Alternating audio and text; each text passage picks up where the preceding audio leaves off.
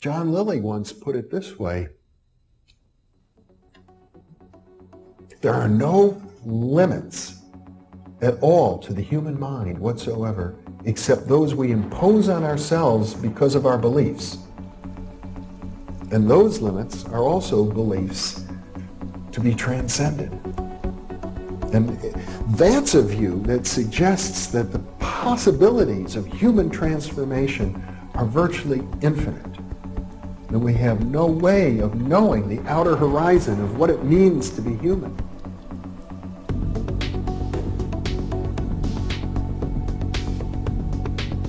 And really, to understand all this, everything, you have to go very, very deep into a study of history, consciousness, neurophysiology, everything. You have to be the supreme eclectic type of leaning, and you really have to be wanting to know who you are and what everything's about.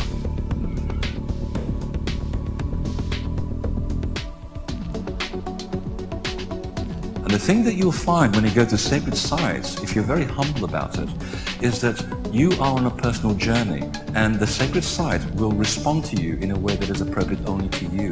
The information is always what you are searching for. And it's the intent you give that energy that defines whether it is used for right action or not. And it is inside these sacred spaces that you will be reminded that you are a god, that you are a bright star. So what you're trying to do is move through the course without ricocheting off walls or creating karma. You're trying to slide through things smoothly. How do you do that? It's called flowing. There's a technique that you can do that will allow you to touch some part of your inner being that has more knowledge than your conscious state does.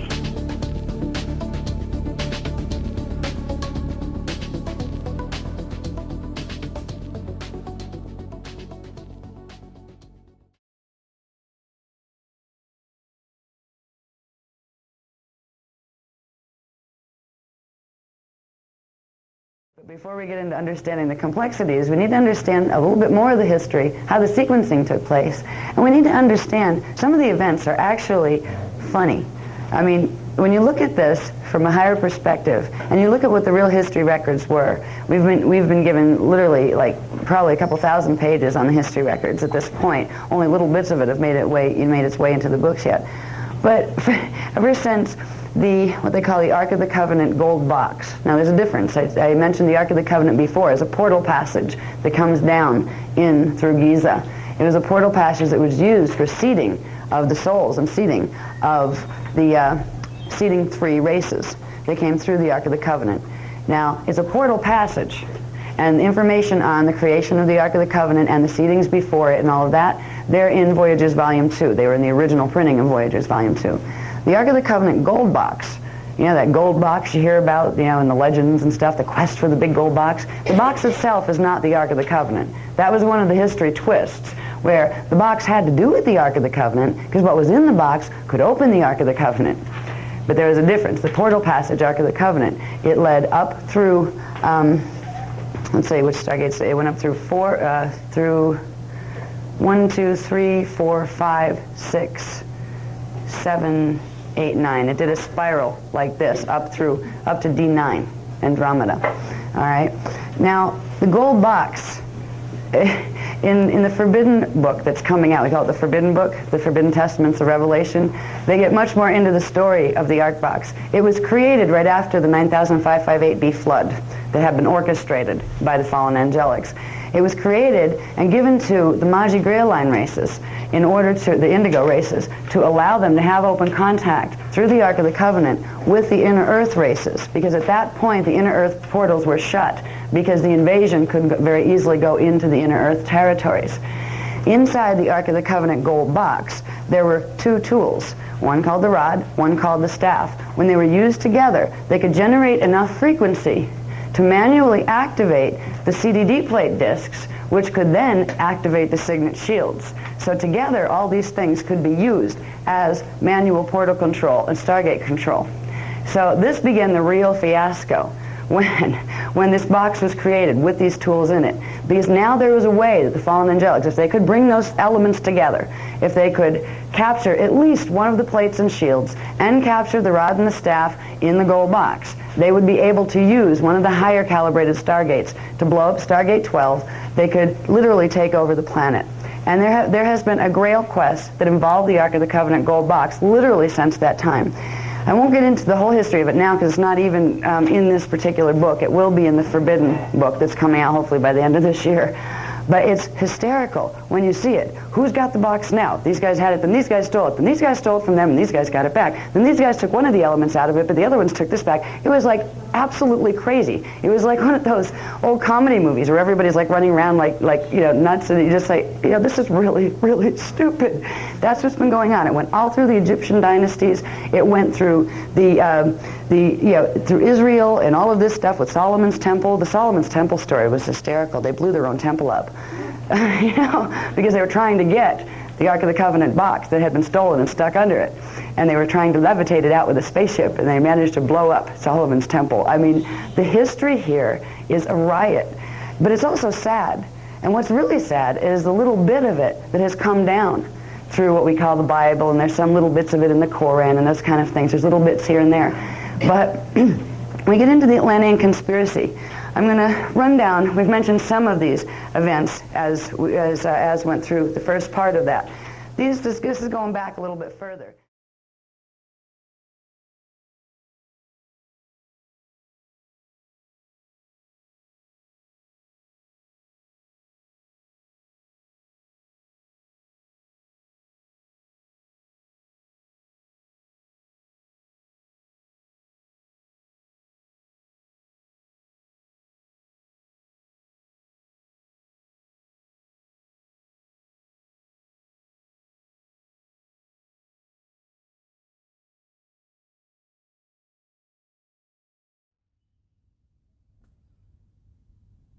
Hey, you epic being. Welcome. It's Hodge, Infinite Potential Healing, Servant of Truth, with you once more.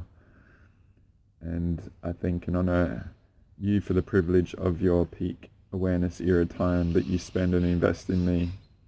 And I intend to make that investment now a very, very beneficial and potent investment of your time.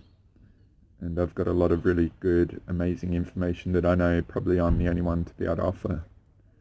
And to help you translate and ideally see through all the stuff and all the layers to help you navigate and to have the most amazing freaking life here. Just appreciate how much everything has gone on for you, me, and all of us just to be here now, right? Just think about all the lineages in your DNA and what and they have had to go through to get here, the vastness of your soul. And if you appreciate the trillion years of the origin of the universe, sort of pure source stuff that I have forged, right, and taken responsibility for and gone to the whole next level, which I know is so far beyond everything out there, then, and then the multiverse version as well, and all the wars on those scales and stuff that for me, it's been a lot of courage to go into, but I come from an IT solution-orientated background, like an engineer, and just like the very first aha moment I got way back in 2008 and stuff, it was like the logic is that there is more. And for me, I've just followed the trail of truth, and I've said over the years, I've longed to be a follower of other people and appreciated that there's a potential that people are vaster and more skilled and more aware and all this sort of stuff of me. But I think this recent era, and I'm going to get into it with this release, I hope to inspire you that you might be the variable that we've all been missing. And I've just gone out with all that foundation, very thorough, for many, many years. And I just offer that because it's the context, and you can go and discern and stuff and that. But it might feel like I'm going crazy and having no reference and just in a way, doing exactly what I feel others are doing, but it's up to you whether you discern I come from a place of truth. For me, I wouldn't be still here if it wasn't, right? It's very choppy in the information streams out there and stuff, especially I feel like the mechanics I've got are superior, and that's a threat, and so that's why I wouldn't be supported and stuff like that. It will make everyone else look like a wafton. When I used to work at Burger King, Hungry Jacks, we used to joke at each other being a wafton, a waste of effing time and money, right? Just imagine how much you've invested in all these things and people and stuff, and it's a horrific sort of realization of how much we're being set up for failure.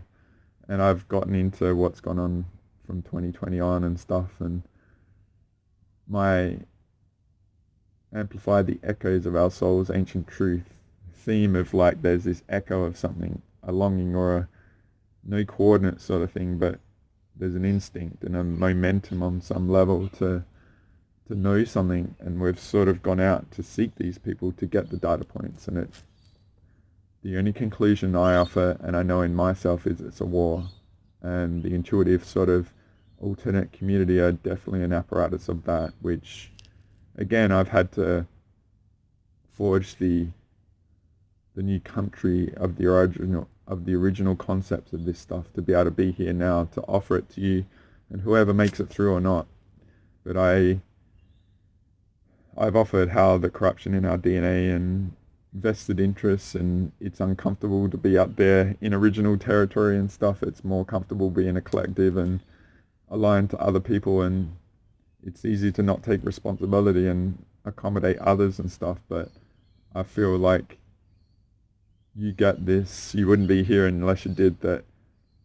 Playing those games is going to set you up for failure, and so many are, and you might want to help people and stuff, but they've just got a hard lesson is a good lesson, and you don't know how much that will be a pivotal variable for their journey in the future. So then it comes back to the personal investment, and that's where I've sort of said over the years, like, be materialistically generous but spiritually selfish, and that spiritual selfishness is just value the energy like money is energy, and all the time in this peak awareness era we have in these short lives, right? Just all the energy you have to acquire food and sleep and rest and all those sort of things, and nutrition and stuff, just to get to that peak awareness. If you've got relationships and kids and stuff, then the time is very, very short. And so it's just about like taking you to the next level. You might want to accommodate people and stuff, and I've used the clip from Close Encounters where right at the end they're right at the end to go to the finish line, and everyone's scared in the helicopter. I'm not going to include that. I've got a lot of clips I want to include in this, but you might be waiting for others to like be partners in the trenches of the truth, but they're not up for it. And you might be surprised. It's like, this is so obvious, and there's a distortion there, and they're just like, can't do it, right? And then they've got this dogma or vested interest, or I talk about the subjective nature of reality at the moment and the narrative sort of stuff and that, and you just see the inability to take on board a data point that might challenge the whole paradigm that they're in, and it has a ripple down, and there's this resistance to taking on new data to change and stuff, and we just have to appreciate all that and that variable. And I've offered this, it comes to the volume of life force in people, because if they literally are running on fumes in their body, then taking on more data, it has a cost, right? And then they just don't have the resource to invest in changing a concept, because then it affects all these other things. And that's where I'm very good with the energy hygiene and the spleen and the pranic healing and then the sovereignty and all that sort of stuff, right? So it's a really horrible, beauty, amazing time to be alive, and to have the courage to really invest in this truth and getting this context of it all. It can be really brutal, and let alone then, you become a threat, you don't know it, and then people turn on you, or they're corrupted and hijacked, or they're sleeper agents, or, you might lower your discernment, trust, and then set up for failure, and it has impact on your life and stuff. And we've all had those potential experiences where they've had massive consequence in our lives and stuff. But again, ideally that wisdom of experience, you come out of it and you're stronger and you know it and you've lived it, and you may not have had the reference or the truth or the data points for it, but ideally, again, like if you've stuck with me and all this sort of stuff, then I've helped to translate that, and then you can look back and see everything and all that sort of stuff to see it what it is. And that experience is a very compounded effect of these data points, and then you might get the aha moments of, say, a data point and it gives you context of something before, and it just powers you through. And so there's a lot going on in this world and stuff like that, huge uncertainty, and it's affecting society and stuff, and a lot of people, from my perspective, have done the bare minimum, right? If anything, right? And the majority of people go for the comfortable existence, and it's interesting, we have to accept our responsibility for how things are, right? Even in the unawareness sort of aspect of this realm and that, and what people accommodate. And so then it comes back to the personal responsibility of where can you go and all this sort of stuff. So to me, that spiritual journey is about achieving and becoming and recognizing and evolving to be the best version of yourself, right? Including the lateral 3D 5 sense, but the multi-D as well. And that's where the intuitive potential comes in and all that sort of stuff. So again, out of all this, and ideally, like, I have embodied my stuff, but if you do, then it's helped you to be, while everyone is wording and uncertain, you're feeling energized, empowered, and going to the next level. And it's just, you're the eye of your own hurricane, right? So with all these events going on, particularly with what's going on with the Middle East since February 28th, 2026, I'm sure with you, it's like, serious, are we doing this again, sort of thing, and that, and it's disappointing, right? But also it's probably very inspiring and firing you up, getting your cogs going, and you know something's going on. Again, a bit like that early part of my journey and stuff where I didn't have the reference.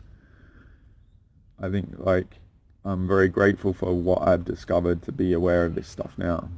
And obviously, like, it's a privilege, and I feel very fortunate to have this space where I can just talk and I don't have to interact with anyone, because it's very hard to interact with people that have vested interest, dogmas, and all that sort of stuff, and they aren't clear. Like, the biggest thing at the moment is the energy hygiene and sovereignty and all the entities and the energy layers and people and stuff. People are just so freaking run.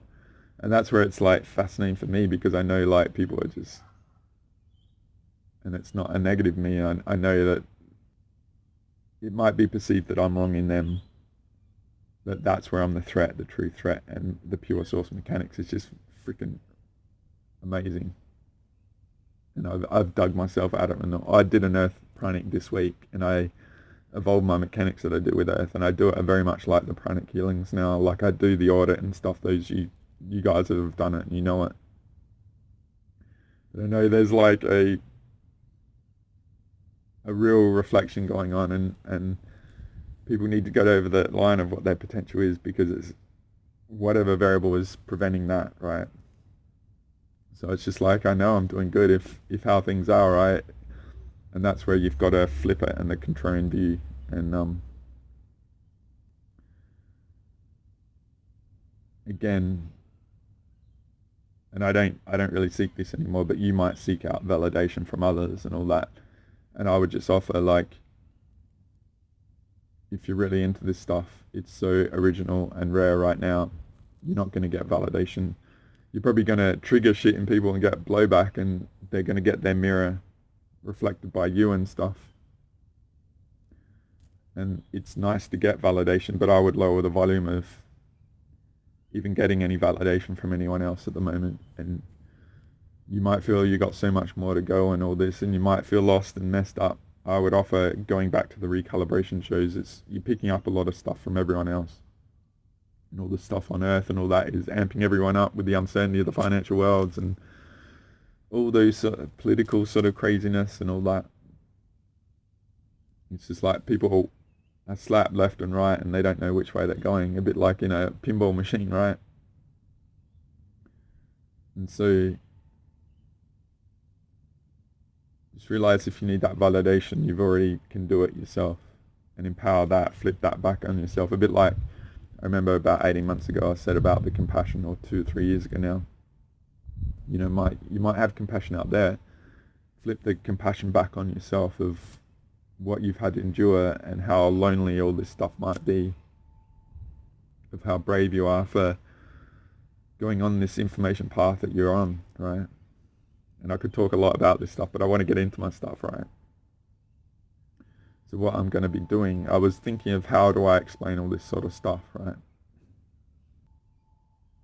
I was looking for a way to translate all this, and I was really actually quite struggling.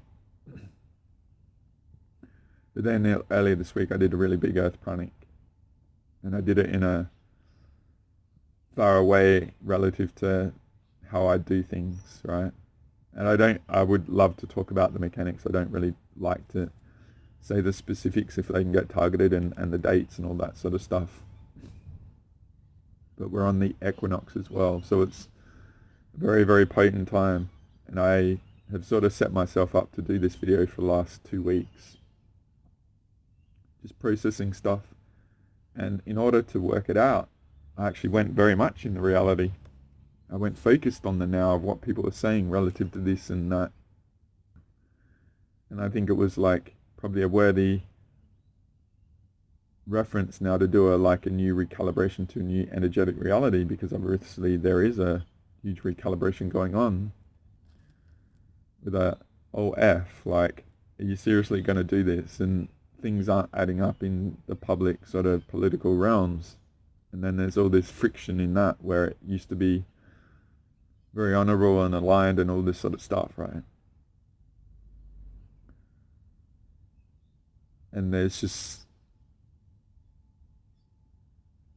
like stuff that it's sort of crossed the line, right, with what is honorable and legal and all those sort of things, right?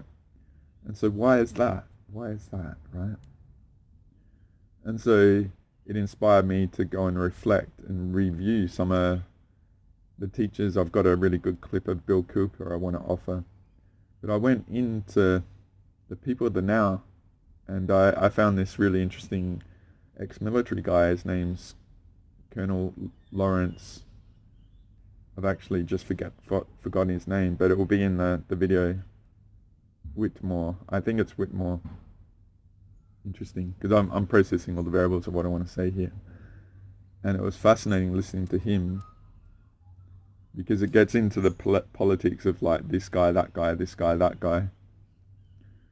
And I don't want to get into the politics. And that, just exploring him, I appreciated it. He reminds me of my uncle that swore a lot, right? And those elders, and very wise, and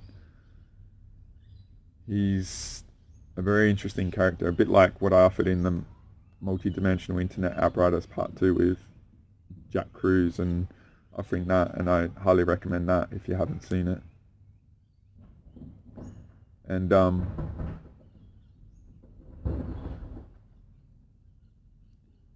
just exploring a few of his recent interviews, because he's out there quite a bit. I touched on this clip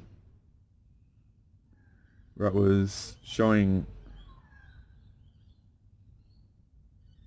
a perspective on the Christian variable and in the military, the US and stuff.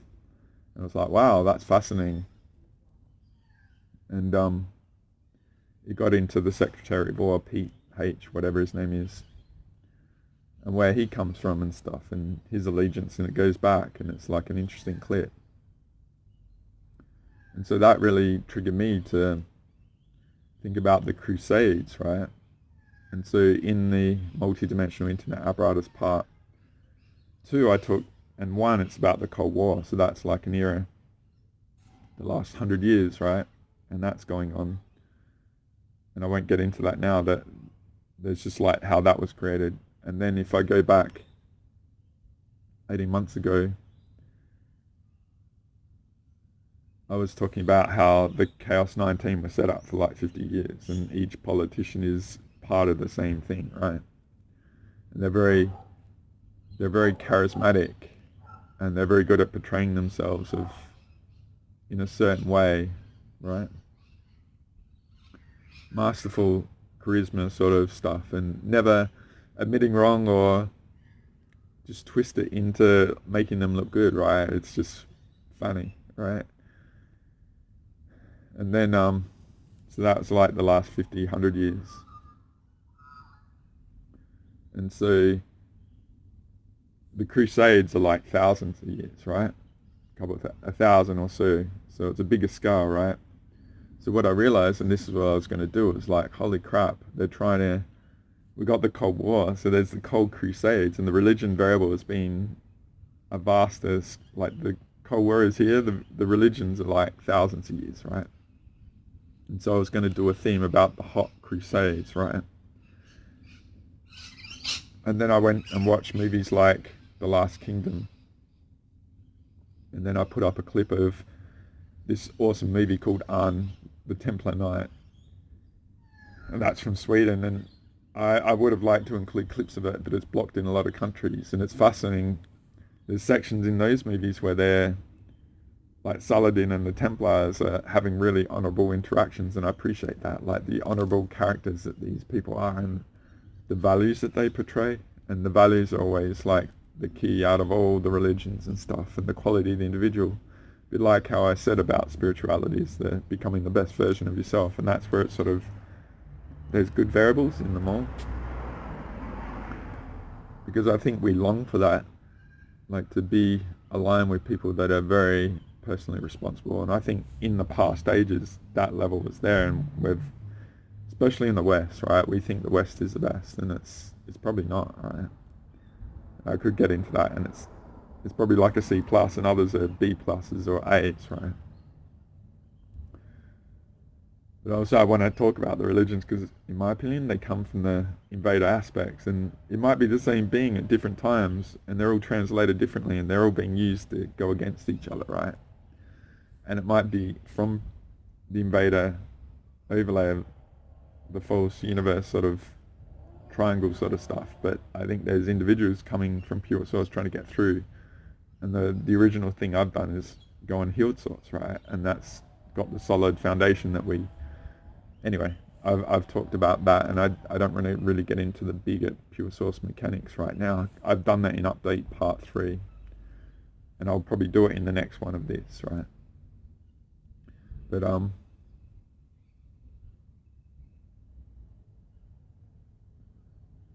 so I was going through those sort of movies and appreciating them, and I went through Dan Brown's The Da Vinci Code, and if you guys are pretty new, that was so massive back in the movie came out in 2006, but the book was so massive leading up to that, and it's a really fascinating parallel of talking about the Grail and all this sort of stuff.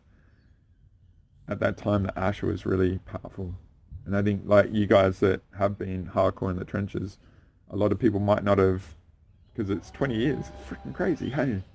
So I was going through that, and that's so powerful. I've got clips of that, and there's a version of the Grail there and stuff. And then Indiana Jones, The Last Crusade, alright, it's about the Grail, but also Raiders of the Lost Ark is about the Ark of the Covenant and stuff, right? And so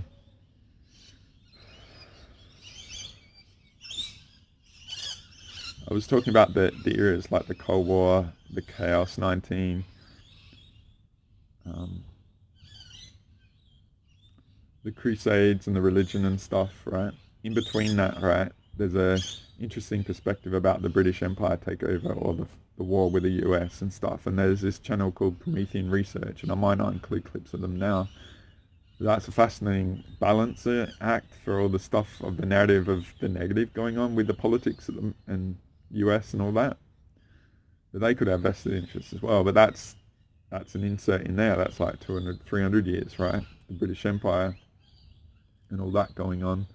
And if you get into like Jordan Maxwell, Michael DeZone and stuff, they're interesting, and I want to get into those guys, particularly Jordan Maxwell, with this sort of thing, right?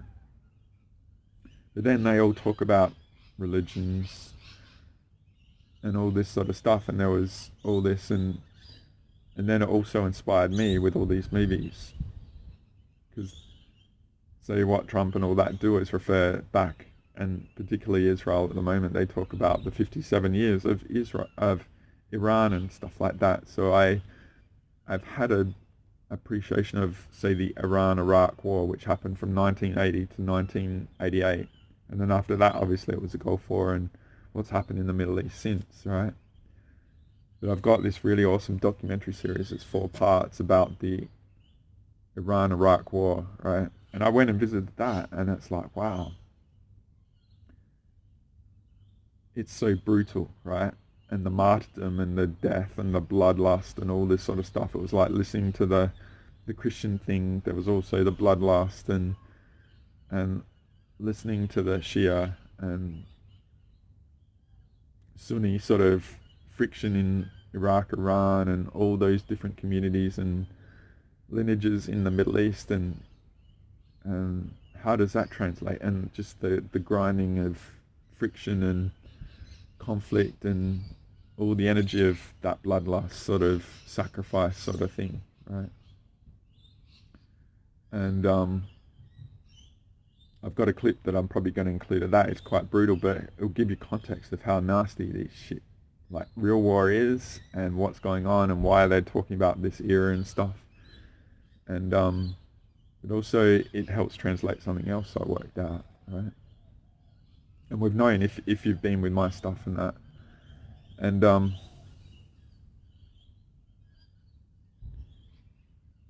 so the recent stuff of the Christian, Iran-Iraq war and stuff, this also inspired me looking at, and I haven't gone into Jordan yet, but Bill Cooper. And it was really interesting because I've gone through all this stuff in the past, and I've come to real appreciation of Bill Cooper.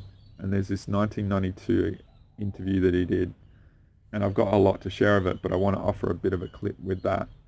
And it's really interesting because he gets into the book of Revelations.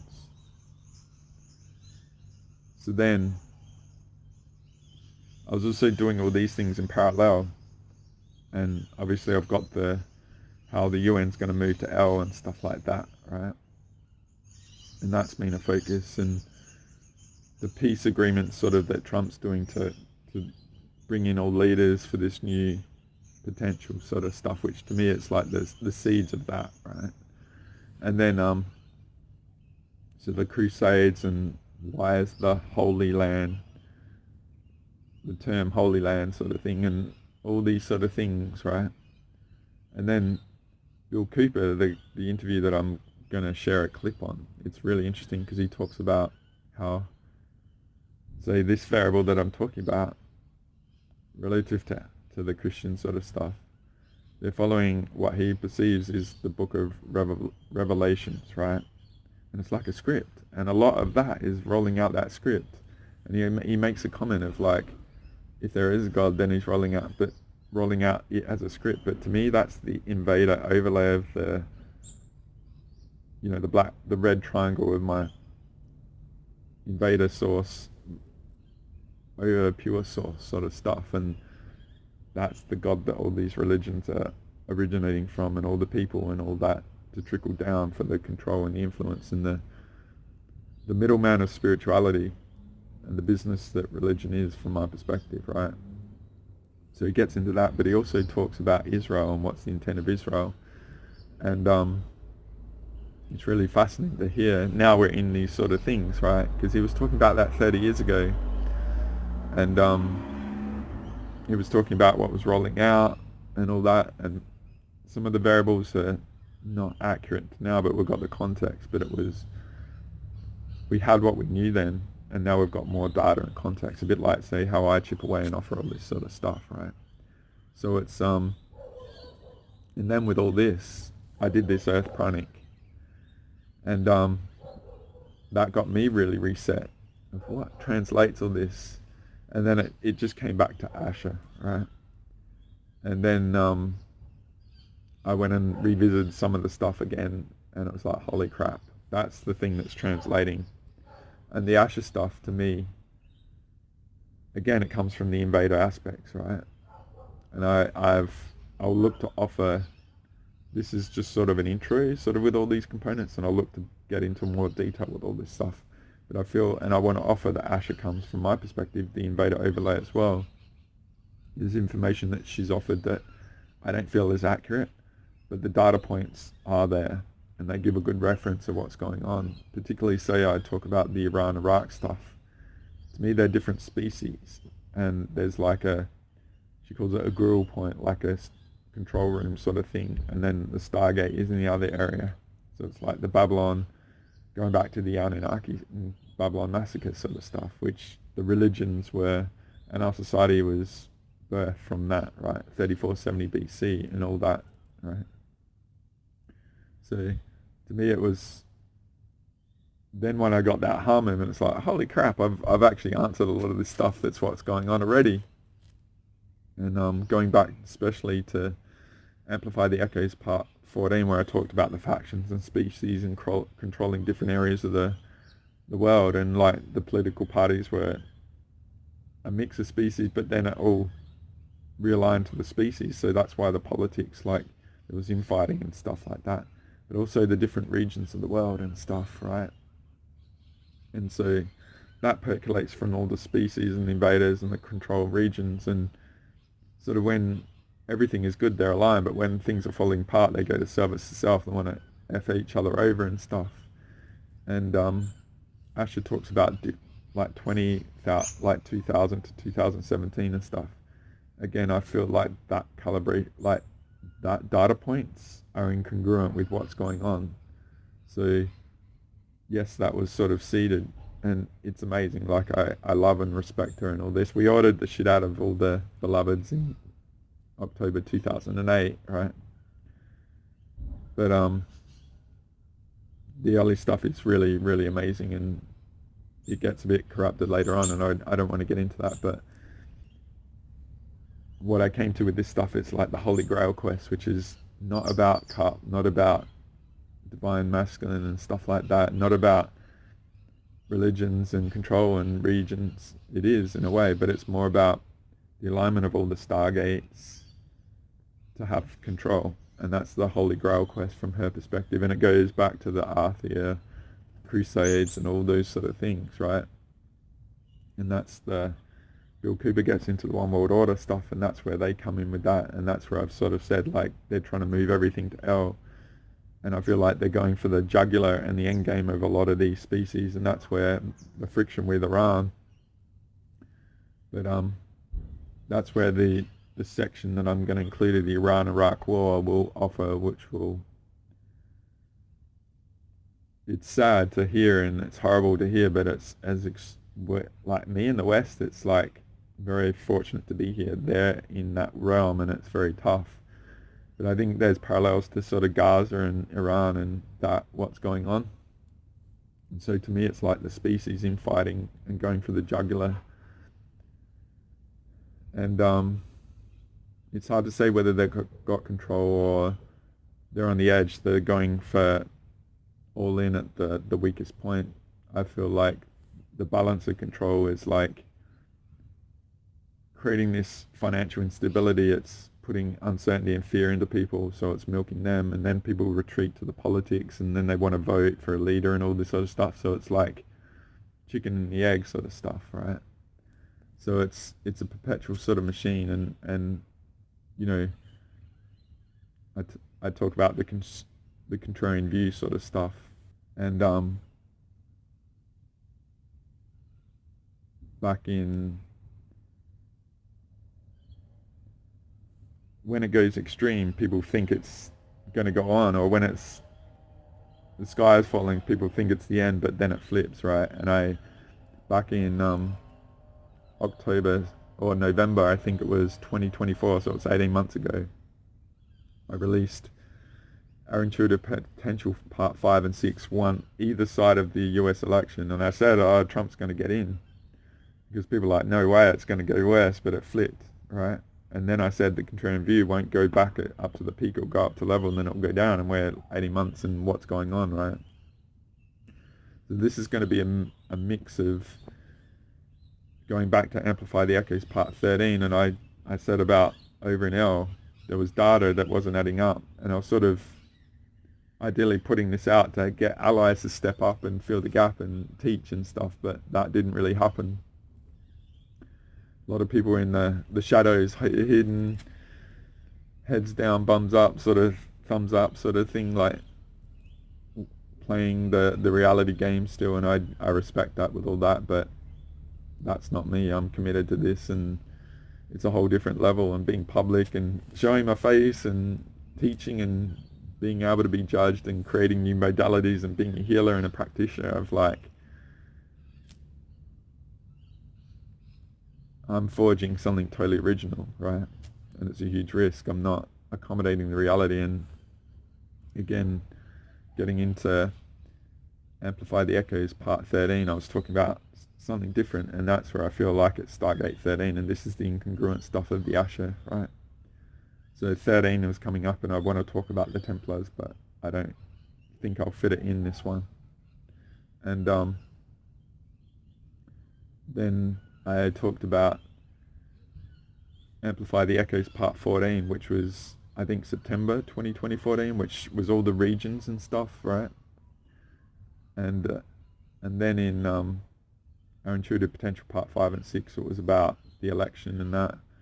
And then Galactic Special Forces 36 with Healing Source, the pure source healing and all that was going on. And then about 9-10 months ago, I released Amplify the Echoes Part 15 and 16. That was all about the bigger scales going from 218,000 years ago, where they disconnected us from source, from Ash's perspective, and it's been grinding us down ever since. And then it was the mass incarnates and the incarnation war, and we're just trying to get through to being at a massive disadvantage and stuff, especially from the Ayani massacre 25,000 years ago and stuff. So that's one of the levels in the, you know, the recent era, the Iran-Iraq war, the British Empire, the Crusades, and Babylon massacre and Ayani massacre sort of stuff. And so I got into how that was, we were grinding down, right? And then Part 16, it was like, oh, okay, we've got the, by offering that, I get the translation and stuff. It's like the corrupt DNA in us is leading us either to the invader, overlay, or pure source. And most people are going to the invader, whether they would either be able to observe it or accept it in themselves, or they fall back to society, right? Like people are getting to the rite of passage, right to the edge, and then they'll flip back, right? So for me, I'm skipping and doing my Saturday Night Fever sort of John Travolta, like strutting in the pure source realm. I'm joking. It's just like, it feels like horrible and terrifying and all that, and committing to that, but it's just like free. Got all these like slime sort of gluggy sort of things holding back, and that it's just like, it's so free and simple and elegant and stuff, right? And then clearing anyway.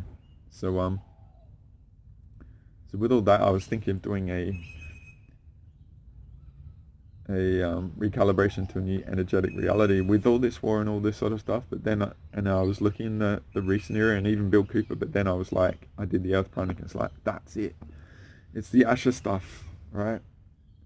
And so I want to really get into the Asher history and offer a big chunk, because I feel like with all the context that I've offered here, and I was going to do my images and stuff, and I probably won't. I'll probably do this and just do the videos, and I'm going to offer more in this. So I'm going to offer Amplify the Echoes Part 17 and probably 18, maybe even 19 and stuff, right? And I'll offer the images and the breakdowns of stuff that I've said in this overview. There's going to be the Holy Stargate Grail quest and the Hot Crusade, right? Because I think it's all like getting into the Bill Cooper is wanting to bring in the Book of Revelations. the book of Revelation sort of stuff, right? And that's where I'm like the brat. I'm just going to clear out. Now I get all this and just clear out. Let's see what you can freaking do. You need all that effort, all that illusion, thousands of years, and it's just like, done. And so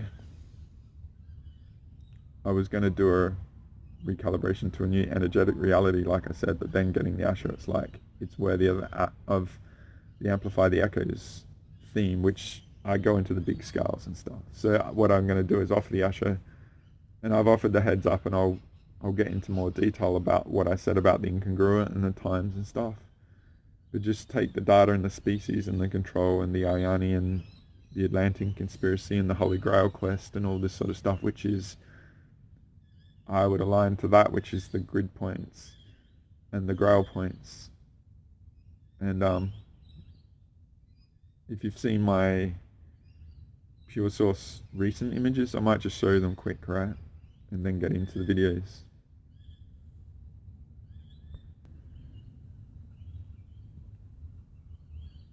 So this is one I've offered relative to 3 source options before us, right? The orange is the other invasion multiverses, other universes. The red is a byproduct of them and the invasion overlay. And the green is pure source, right? It's just meant to be very simple in that, and the all-seeing eye and all that sort of crap, right? But what I would offer is the grid work is aligned to that. If we're pure and Earth is clear, there's no need for that, right? So it's an aspect to make it a match for them and the control, right? And that's where I'm just going with the Stargate theme, right? But I feel like Asher talks about 12. I feel there's 13, right? And there might even be a 13th CDD tablet that she doesn't even know about, sort of thing, right? And even if that stuff is like relevant, because to me it comes from this, right? So the times and dates are incongruent to that sort of thing, but it's very, very rich. And the religions and all that, right? And the players and blocking us from pure source and that. I'll just show you the other one quick, right?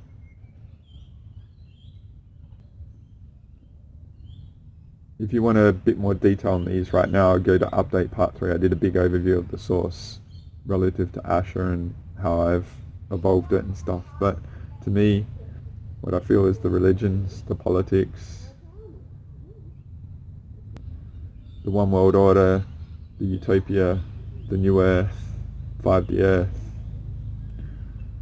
the WEF, World Economic Forum, you own nothing, be happy and all that. That's what the end game is for all this, and moving L to, or the UN to L sort of stuff that I've been talking about, right? So, and that's, I've put in the updates and the money, politics, control and our potential sort of theme, right? So, I think this is a good introduction. I don't know what clips I'll be putting at the start, and it's a bit of an overview, and I want to offer a decent amount of clips here, right? So I'm going to offer 4 main themes, and the one at the end will be a decent Asher stuff, right? So what I'm going to do is offer the first section clips relative to the Colonel Lawrence and the Christian sort of variable, right, that I said, right? Because I think it'll be very interesting, and that's what sort of triggered me to go and look at the Last Kingdom, the Crusades and all that sort of stuff, because it helped give context on those bigger scales, right? So I'll leave you here with that and enjoy, and I'll see you on the other side, right?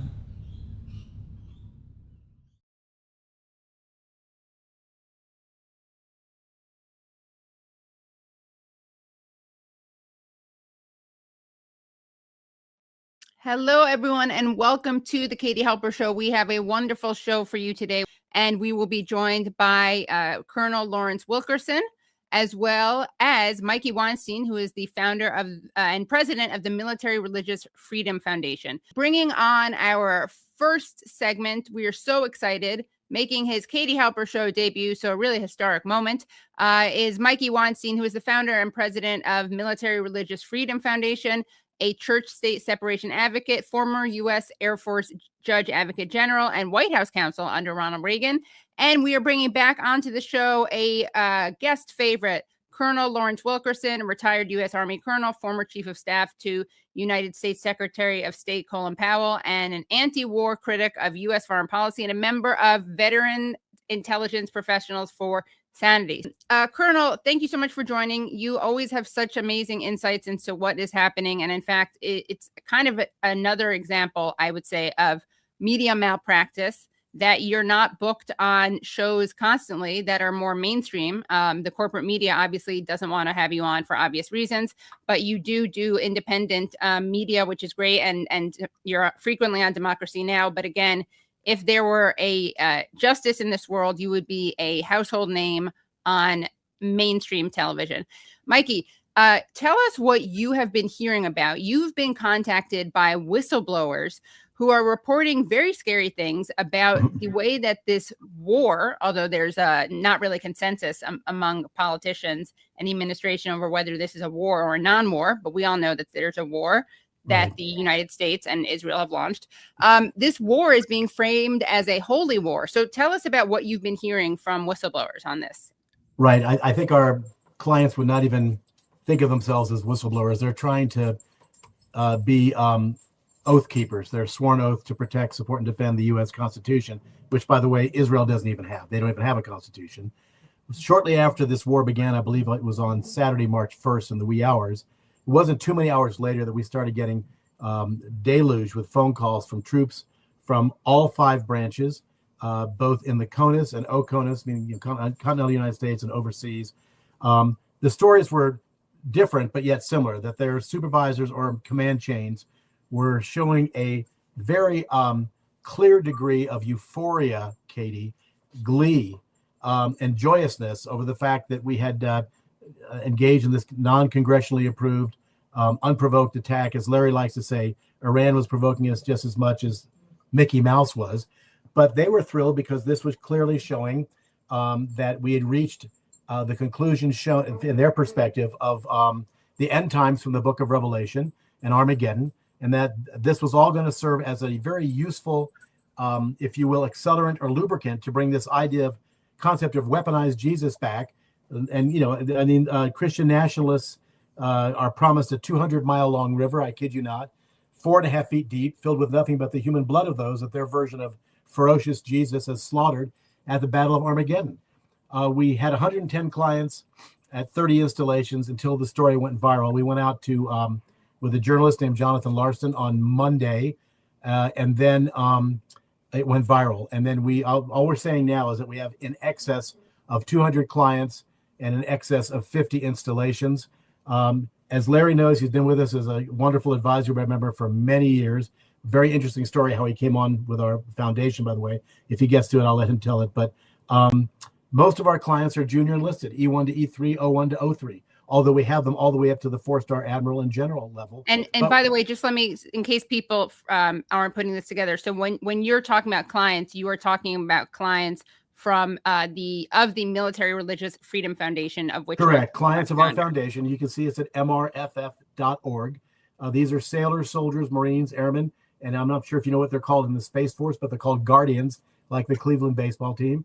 Whenever in the past, since past is prologue, Katie, whenever we've seen a extremist version of any religious faith, particularly extremist Christianity, joined at the hip with that part of the state that engages in war, we do not end up with little babbling brooks, streams, or ponds or lakes.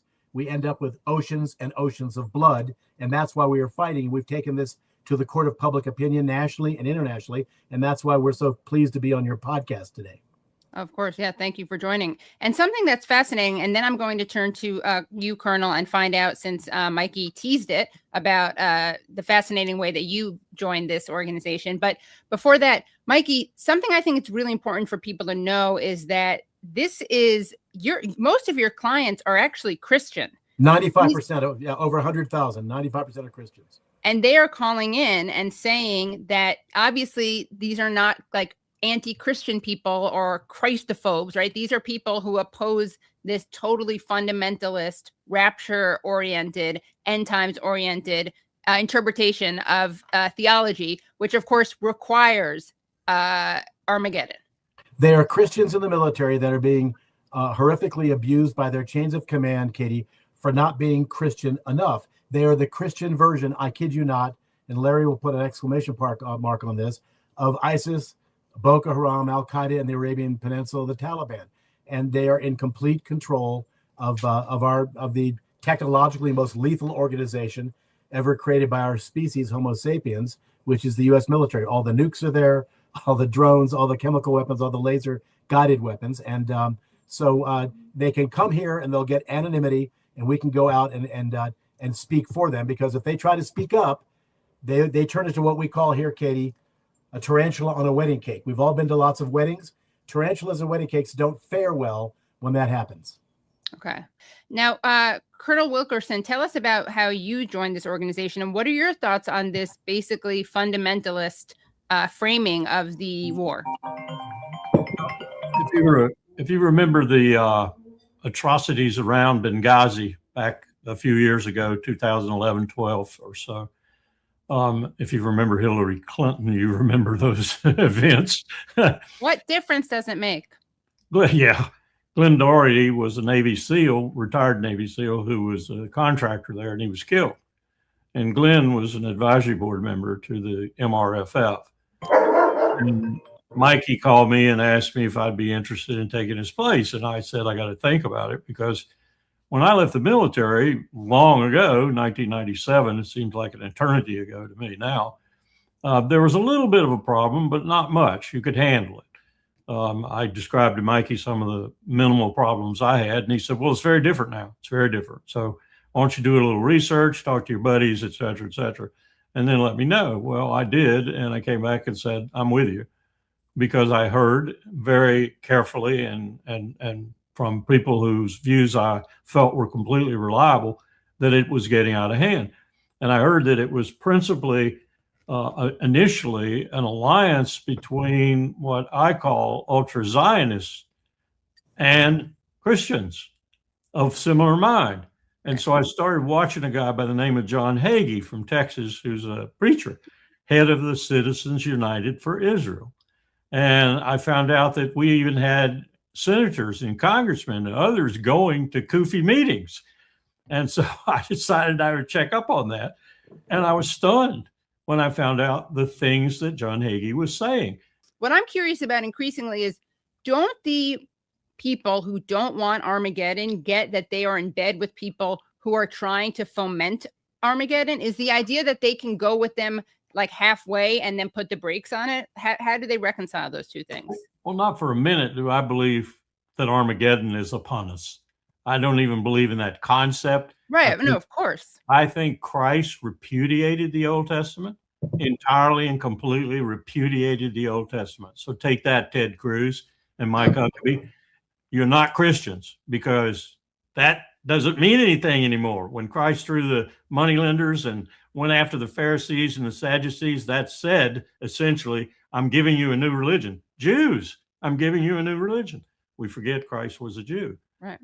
So I think this is an alliance of convenience, and both are lying. It doesn't matter whether you're religious or not. You want this sort of progress, war with Iran, for example, and you want a greater Israel, whether you believe in God or not. I think more people that don't believe in him want a greater Israel than do. And you find the alliance convenient. And when the time comes, you're going to discard the other side. That's what's so stupid about it. Right. These people are nuts. Yeah, they really are. Both sides are nuts. Yeah. Well, look what Mike Huckabee said about he would be all fine with Israel taking it all. It wasn't promised. Promised land, was promised continent. And I think that people also, I like to remind people about Dwight Eisenhower's most famous speech, which was his last speech, where he warned America and the world about, the military industrial complex. How serious is all of this stuff with Christian nationalism? I believe we're facing a fundamentalist Christian parachurch, military, corporate, congressional proselytizing complex. It is immense. And as Larry remembers, because he helped us with this, not this past summer, but the summer before, the MAGA members of the House of Representatives in the U.S. Congress amended the largest part of the federal budget, the National Defense Authorization Act, to make it a felony under the Uniform Code of Military Justice for any sailor, soldier, Marine, airman, or guardian to reach out to us for help. We were in there by name 3 times. Larry worked his wonders with another one of our advisory board members, with the Democrats on the Senate side, And with hours to go, we got that out of it before it went to Biden's desk. But I think we're often more defined by who our enemies are than by our friends, Katie. And so we view that as a badge of courage. But this is not some small thing. This is something that is a national security threat for the world. Right. Speaking of the lack of separation between church and state, military and church, obviously, right now, the head of the quote unquote Department of War, Secretary of the Department of War, that's insane that he changed it. He has these tattoos. He says that they are not inspired by the Crusades, although there's quite established to be those things. He also he has a Jerusalem cross tattoo, the words Deus Vult, God wills it, which directly traces back to a crusader, and sword stabbing through a shield, which signals choosing strength or the sword over peace. So I want to show a video of Pete Hegseth from the Aruch Sheva conference in 2018, where he is pretty honest, I think, about his radical Christian beliefs. Now, when I say honest, I actually don't know if these people, which ones are true believers and which ones are just cynics who know that they will get votes and support this way. So we can talk about that with different figures afterwards. Let's take a look at this video, though. And today, at 105:45, had a chance to go see the Western Wall of the Temple Mount, the Western Wall tunnels, so much of the old city. And as you stand there, you can't help but behold the miracle before you. And it got me thinking about another miracle that I hope all of you don't see too far away. Because 1917 was a miracle, 1948 was a miracle, 1967 was a miracle, 2017, the declaration of Jerusalem as the capital, was a miracle. And there's no reason why the miracle of the reestablishment of the temple on the Temple Mount is not possible.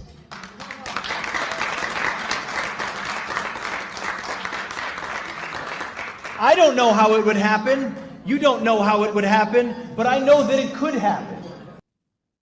And of course, he's referring to very important dates in Zionist history. So obviously, well, maybe not obviously.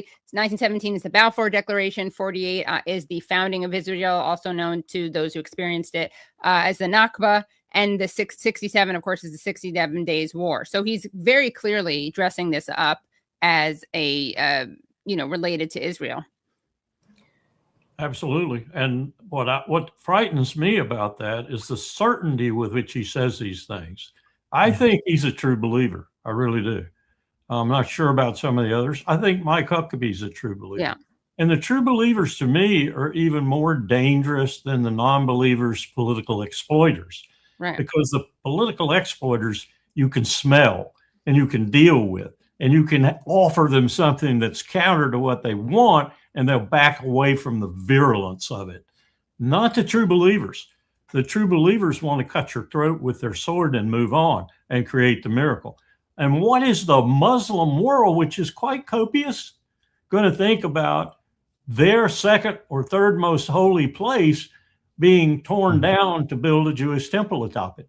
I mean, this is just preposterous. Katie, we saw this, what we've been seeing the last 10 days. We got a kind of a hors d'oeuvre of that when the IDF went into Gaza and started its genocide on the Palestinians. We had commanders then saying, it's here, this is our signal, but it was nothing like we're seeing now, because, this was Israel doing it. And I agree with Larry that it seems like a lot of people, Hegseth has had a lot of crises in his life, womanizing, cheating, and alcoholism, and he finds some sort of a tonic in this particular view of extremist religious faith. We don't care about anybody's religion. We only care about the time, place, and manner in which they want to flaunt it. Yeah. Let me tell you another very disturbing story. I tried to help Mary Tillman, mother of Pat Tillman, find out the truth about his death. And I was singularly unsuccessful, even though I went to a number of people, including the first officer who did the 15-6 investigation immediately after his death, which is usually the most accurate. Yeah. I went up and around to the JAGs, and bottom line, what I found out was there's a very good chance, I'd say 75 to 80% chance he was shot by friendly fire intentionally. And the reason was he was an atheist and they were Christians and didn't like his atheism. So you think it was not accidental friendly It fire? was. I know it was not accidental. Well, I know it. How do you know? No. I know because of the trajectory of the rounds, the type of the rounds, and the fact there was no enemy in the area. And I have that from a number of people who were there. Wow. Right, because this was someone, Pat Tillman was progressive. He read Noam Chomsky. In fact, many people were surprised that he went in the first place. So I can imagine that Christian fascists would be offended by his atheism and his political outlook. But that is just horrifying. Can I tell you a quick story? I'll try to do it fast. Before Larry came on board with us, we'd only been out maybe a year and a half. I got a surprise call one day from Tokyo. And it was from the Kyoto News Service, which is like their Associated Press, covers the entire East. They called up and said, Mr. Weinstein, we're watching what you're doing with your foundation. Could we send one of our reporters from Tokyo out to interview? And I went, I'm in Albuquerque, right? They said, yeah, we know. So I said, that's a long ass way. And they said, yeah, he'll explain what he's doing there when he gets there. So I said, sure. He came to the house. We sat down. He said he was from Tokyo, graduate from Tokyo University, which is like their Harvard. Perfect. He spoke perfect English and said, you probably want to know what I'm doing here. And I think about it every day, his answer. I'm not sure if I even told this to Larry. I probably did. He said, Mr. Weinstein, in 1936, the Imperial Japanese Army invaded Manchuria. And on Sunday, December 7th, 1941, we bombed Pearl Harbor in Hawaii. We did that because fundamentalist Shintoism took control of our military. Now, I got goosebumps telling you that right now. And he said, we're looking at what's happening in your country, and it scares us. That was 20 years ago. I'll never forget that. Most people have no idea. I didn't know that. I went to a military academy. And of course, being Jewish, I didn't know what the Nakba was until I watched some documentary films. So we're only seeing what we're going to be, as Larry said, Netanyahu and the power clench of what they do for media in Israel. But I can tell you, I think about that every day with radical Shintoism taking over the Imperial Japanese Army and Navy. And this is where we are right now. And as I said, our destination is oceans and oceans of blood. So scary.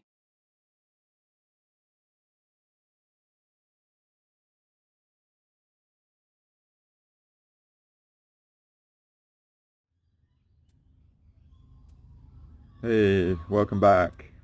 Thank you for being here, and thank you for being up for this so far, right? In my Amplify the Echoes part 17 of the Holy Stargate Grail quest and the Hot Crusade. And that little clip is an offering to appreciate the Hot Crusade we're in, right? So what I'm going to do is start more recent and go back, right? So what I want to do is offer the Bill Cooper clip that I talked about, and I might offer little sections in it and stuff. And that was from 1992, right? And it's really interesting because he talks about the bigger scales. He gets asked about Atlantis as well, and he's very much in the second layer of the narrative and that, all right? But he offers some really cool stuff, right, relative to the working in alignment with the book of Revelation, right? And that's where I said the invasion source, where that all comes from, the religion and all that. And they're all potentially the same beings at different times, and they've got different translations to be friction and working against each other, right? And then there's also the variable on the L sort of stuff of that's role. And I feel like it's not meant to be that sacrifice. It's meant to play the victim, to draw in and build on that for the One World Order sort of stuff, right? So I might offer some little clips in between and stuff, right? But I don't know how long this is, so I might just offer it, right? To get to the point and not make this too long, because it's going to be pretty long already, right? So if you haven't never come across Bill Cooper before, I highly recommend it. This is from 1992, right? So it's amazing, right? So enjoy.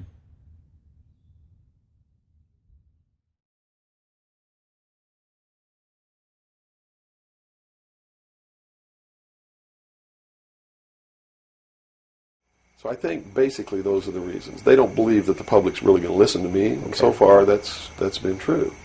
There is a small group of people all over the world who are awakening, who are beginning to understand that they've been living their life in fantasy land, and who are actively seeking the truth.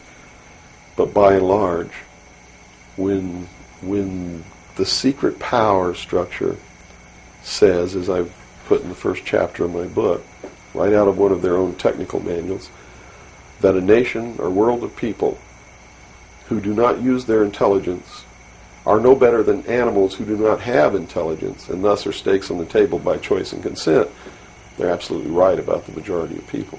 Mm-hmm. It's one of the things that has been an illumination to me, is that they're not always wrong. Mm-hmm. And many of their goals are the right goals, but the method that they're using to reach that goal is the wrong method. In other words, if you set out to create a perfect world where there will never be any more killing, but to reach that point, you kill 2 billion people, you have become what you're trying to avoid. Right. And it can't happen that way. Mm-hmm. If you want to create a world of peace, it has to be done by peaceful methods. Means. Yeah, if you murder someone to destroy a murderer, you have become what it was you set out to destroy, and thus it wasn't destroyed at all. It was perpetuated by that very action. And that's what these men are doing. They rationalize everything they do so that they feel better about it. Mm-hmm. But what they are doing is becoming what it is that they want to get rid of, and the world will never be a safe place for anyone as long as there are men who do these things. Very eloquently said. Thank you. Now, your message to people, once again, is don't believe anything. How is it that the public can find this and search for this truth on their own if they can't believe anything or anyone? What can you do? It's all in the public sector. It's all available to anyone who actively and diligently seeks it out. Everything that's in my book, Behold a Pale Horse, is all. Everything in here, all the documents that are in here, mm-hmm. everything that's in this book is in the public domain. Can be substantiated? Yes, and I intentionally wrote this book not using anything that wasn't available to the public to show people that, yes, if I can find this information, so can you. I have tons of stuff that's not available to the public. But as you can see by reading this book, you don't need that stuff because it's what you need is available to you. Public libraries are overflowing with the proof of what's really going on in the world, but nobody really utilizes it to the extent that they're able to pick this out and put it together. Another thing I've done for people is I've put it together for them so that they can see the overall picture rather than looking at small things and thinking that it's isolated. Nothing is isolated. It's all part of a big puzzle. Mm-hmm. And the puzzle is coming together. And when the puzzle is assembled, it's going to be a one-world totalitarian socialist government that nobody's going to like except the people that are running it. And the rationalization is we're going to create the world without war. The utopia. The utopia. But they will never create that utopia because they're not dealing with the problem that makes them want to create it. And that is the inherent flaw in each individual human being that makes us do the things that we do. Until that's overcome, there's never going to be a world without war or without rape or without killing or without robbery. And anybody that thinks that there is has already gone off the deep end. So the method is, here, I'm going to hold a gun to your head so you won't rape, you won't kill. That's right. Yes, okay, I understand. The title of your book, Behold a Pale Horse, what significance does that have? What are you saying with this title? This title is from the book of Revelations, because I have to tell you this, and you may think I'm nuts if you want to, but this is the truth. Either these men are following the book of Revelation, the book of Revelation as it is in the Bible. Mm-hmm. They're either following it, just like a plan, and bringing the prophecies in there to pass to manipulate and control those who believe in those prophecies and neutralize them, so to speak. In other words, if this is written in the Bible and God has ordained it, who am I to resist? It must come to pass, so I'm not going to try to stop it. Okay. What a perfect way to neutralize the opposition right off the bat. Or there really is a God, And what he said was going to come to pass is coming to pass. And I named this, Behold a Pale Horse, from chapter 13 of the book of Revelations. The fourth horse, the fourth horseman of the apocalypse is the pale horse. And I looked, and behold a pale horse, and his name that sat upon him was Death. And hell followed with him, and power was given unto them over the fourth part of the earth, to kill with sword, and with hunger, and with the beasts of the earth. And that is taking place now today. The fourth horseman is riding across the world now. That's what AIDS is all about. That's what all these little brush fire wars all over the world are all about. That's what's happening. That's why cancer cures are suppressed. AIDS is an invention of man. It is not a natural disease, and it has been implemented and placed into the population as a population control. And when they did it, they had the cure before they did it. Mm-hmm. And when they've deemed that enough people have died or been killed, they will say, we have a cure for AIDS. And everybody will be called to report to some place to get an inoculation, which is going to do two things. One, it's going to stop AIDS in its tracks. And number two, it's going to implant a device which will be able to be used to track each individual person and maybe even to control those people. Wow. Now, historically, this may or may not relate, but at least modern world, contemporary world history does not include the stories of Atlantis and Lemuria that go predate. How does that history, and why was that suppressed, or why is it still being suppressed? How might that affect what we are understanding is going on today, or is it related? Well, I'm not sure if a place called Atlantis or Lemuria ever existed or didn't exist. I don't really know. But I do know that the story that is told about the civilizations that lived there are something that we should listen to, because this whole scene may have played itself out before on this earth. And if you understand the theory, which I believe has been accepted as fact now, of continental drift, there may have been an Atlantis and a Lemuria, which had tremendously developed technologies and societies. And the same scenario that we're playing out now in this great stage called the world may have played itself out over and over again in the past for millennium. In my investigation of the mystery schools, the secret societies that are bringing all this about, that really control everything behind the scenes, I found that this is all about religion. And it's all about a recurring theme that is penetrated and is at the heart of every religion in the world. And that is a creator or a creatress who has a son that is sacrificed and then is resurrected and saves the world or saves humanity. It seems to be an archetype that is within us. And so that you don't go flipping out watching this tape. I'm a Christian. I believe in the teachings of Jesus Christ, even though it may turn out that he may have never lived. The scene, it doesn't matter. When you read his words, and you can go back through history and find these are the same words that were spoken by every Savior that there ever was, are the most beautiful, most profound, most affecting words that have ever been spoken on the face of this earth. And when I get down and almost get to a point of hopelessness, I just go read the Sermon on the Mount. And I come back up again. Because in the end, it's not going to matter whether Jesus ever lived or didn't live. The story is real. And it's within all of us. And it brings us to something within ourselves that is good. But these men don't look at that.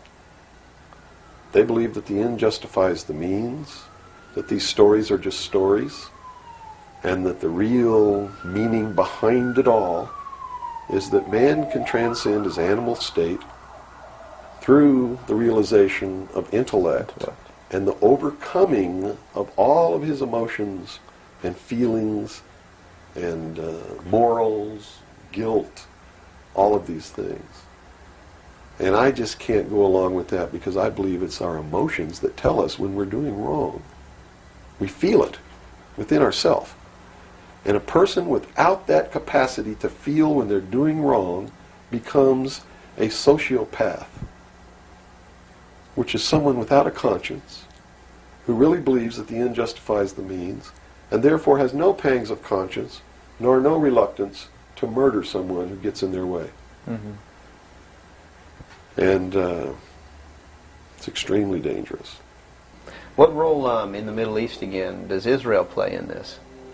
Israel was created as the instrument to bring about the Battle of Armageddon and the fulfillment of prophecy, a war that will be so terrible, where nuclear weapons will be used, so that the American citizens and the other people of the world will get down on their knees and beg for no more war. And what is the answer to that? They're going to be told the only way we can guarantee no more war is if we destroy the sovereignty of nations and we come together as one humanity in a one world government. Right. Now I'm telling you, unless the American people wake up and stop it, starting in about 1996, the Battle of Armageddon will become a reality. Not because two nations got mad at each other and decided to fight, and that's why Saddam Hussein was not destroyed. He will be the instrument that will bring that to pass. Right. Yeah, they purposely did not go in and do that. Saddam Hussein will be portrayed as the Antichrist. Babylon is in Iraq. Mm-hmm. Read the book of Revelations. Whether you believe in the book or not, read it, because the men who are bringing this about are using it as their script. Well, the UN did indeed charter Israel as a sovereign nation. They were the ones who created this state. That is correct. It was really created by Great Britain and the United States, with the United States being the major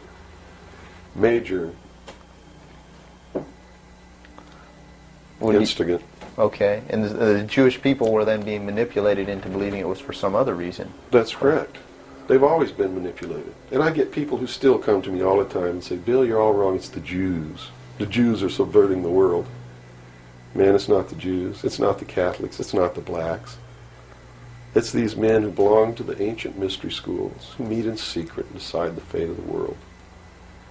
And they belong to all different races and all different nationalities and all different religions to the public point of view. But in secret,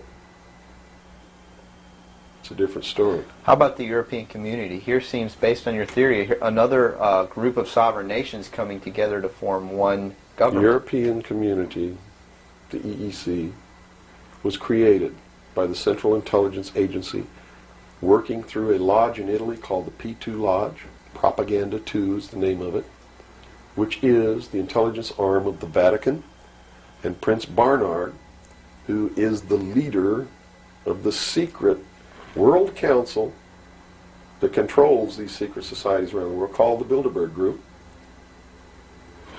And that's the truth of the matter.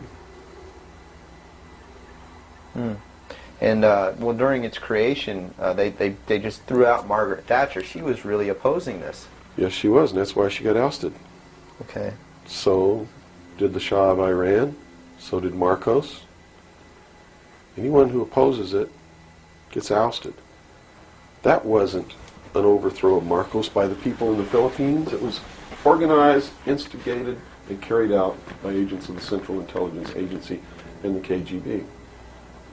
The overthrow of the Shah of Iran, our intelligence community is trying to tell us they didn't know anything about it. They didn't know what was happening. Bullshit. They organized it. They instigated it. They are the ones who caused it to come to pass. Mm-hmm. You see, because we didn't have a national security agency or a central intelligence agency before the UN Participation Act was signed. And these organizations were created to bring about the one world government, the New World Order. And it had to be done in a manner that the people would not know that it was being done, and the only way they could do that was hide it behind the veil of national security.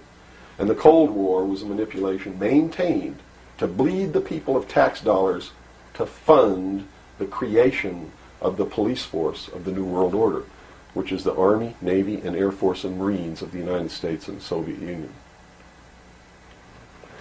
And the people didn't rise up in the Soviet Union and overthrow communism. It came from the top down because it had to be done. There has to be a bringing to the same level of all the peoples of the world to approximately the same political viewpoint, so there's not big disparity in order to be able to justify the merger of all these countries together. Well, who now is ruling the forces of the former Soviet Union? You have Yeltsin in now. Gorbachev supposedly went down, but we're not sure about that. Well, let me tell you this. From the beginning, there was never any war between the United States and the Soviet Union. It was created by those at the top to fund the New World Order and the New World Order's police force.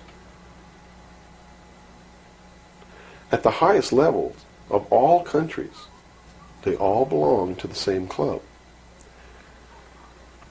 And we, the people, sit back and we watch this grand drama which is being played out for our benefit, not theirs. If it wasn't for us, they wouldn't even have to do any of this. But you see, they just can't come out and destroy all of us because they need slaves. They need people to make their shoes and make their cars and mine the ore. They need worker bees, and that's what we are. In the New World Order, we will be the worker bees, the slaves. So the Orwellian view of the vision of the future wasn't too far off based on this scenario. George Orwell was just like me. He was a low-level member of British intelligence who was appointed to a position high enough where he saw the same documents that I saw. And he tried to warn the world just like I'm trying to warn the world, only he wasn't willing to take the risk that I'm willing to take. So he wrote it in a book called 1984 and spelled out exactly what's coming as a warning to the people of the world, as a work of fiction. But you notice that that work of fiction really stirred people up because they knew that it wasn't fiction. In their heart of hearts, everyone who's read that book knows that it's coming. But it's a possibility. Most people won't recognize it overtly or publicly, because then, if they recognize it, they have to be responsible to do something about it. And that's what every one of you have been resisting all your life, is being responsible to do something about it, to get involved. That's why you'll walk away from a girl being raped on the street by a gang of thugs rather than go and try to help her. And I'm not talking to all of you. I know there's some of you out there just like me, but most of you are just exactly what I've just described. Most people are no better than animals who do not have intelligence because they don't use their intelligence. And to these men who control things behind the scenes, you are stakes on the table by choice and consent, and will always be ruled and manipulated and enslaved by people who do use their brains.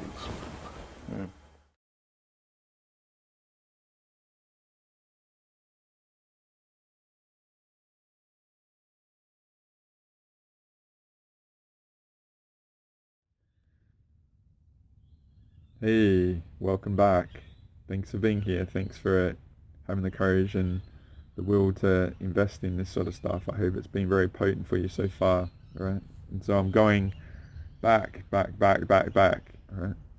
So what I probably want to do here is offer a section from a documentary on the Iran-Iraq war, and it's pretty good to get the context of this, because I feel like it helps translate a bit of the Asher stuff. It doesn't add up, but when you get all the different species in the region and the region control, a bit like what I said in Amplify the Echoes part 14. And I'll show you one image of that quick, right? I'm not going to get into it a lot.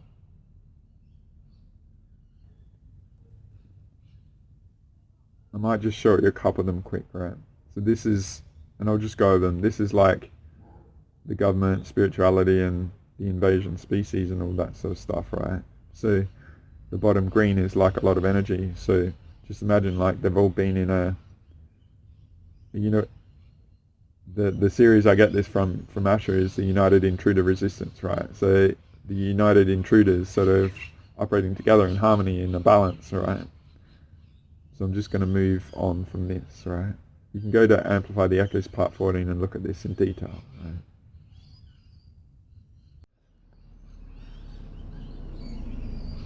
So this is the second one, right? So the energy is a bit lower at the bottom of the bar graph. And then there's all this infighting of the alignment with the species, like falling back on themselves. And then the service to self aspect of all these things, right? The defense and that. Okay, so I'm just going to move on to the next one. So in an idealist view, if I'm offering that, then we get all the superiority and the earth control and all this sort of stuff, and this has evolved since 18 months and that. But that's where the bloodlust comes in and the sacrifice, and I wanted to talk about the sacrifice sort of stuff and the in God we trust, and the different religions sort of align to that, but all being friction to create sacrifice and death and all that. And I would say the scale of the death and the energy harvest from that, they're redeploying that for the control, right? Even in the friction in the economy and the politics and the uncertainty and fear, that's all sort of being used to maintain all this. So we're just going to have to see what goes on, right? And it's all for the different regional control sort of thing, right? And but the Middle East, it's like the holy Stargate Grail land sort of thing, right? So there's a lot of stuff going on there. And so what I wanted to do is offer this section relative to the Iran-Iraq war. It's pretty brutal and stuff, but it will give you good context of how barbaric sort of things are and what war is really like and what we're not really told, and this history is sort of lost, right? So it might be 15-20 minutes or so, but it's like the martyrdom, and it would give a lot of people an appreciation of sort of the Ayatollah sort of structures in Iran and all that sort of stuff, and how ludicrous it is to sort of go and take them out because it inspires this and all that, right? So I'll leave you here and I'll hope you enjoy it, right?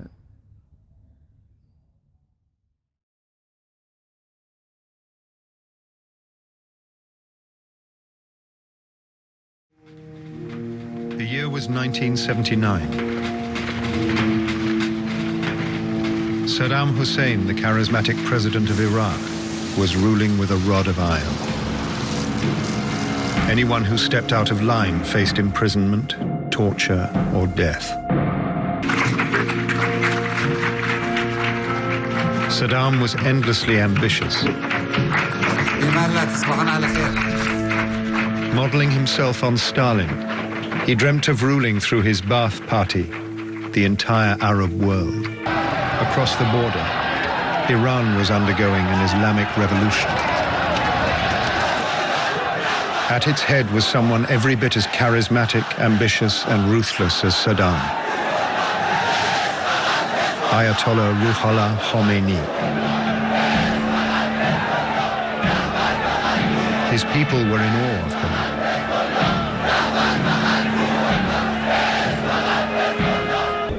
همه فکر می‌کردن که این دین نجات خواهد داد ما رو و اینکه ما رهبری خواهیم داشت که به هر حال مرد خداست، حرفش حرفه، به هر حال این باعث خواهد شد که همه این بدی‌ها از بین خواهد رفت. Khomeini dreamt of exporting his revolution and through his autocratic religious government leading the entire Islamic world. A clash with Saddam was just a matter of time, and it would kill or injure 2.5 million people.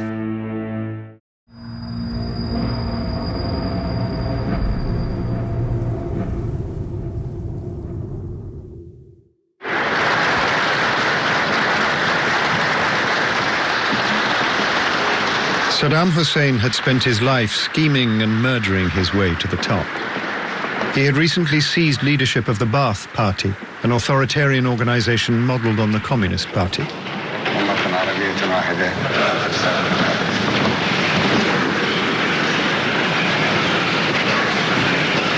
After Saddam declared himself president, he announced to Ba'ath Party officials that there had been a plot against him.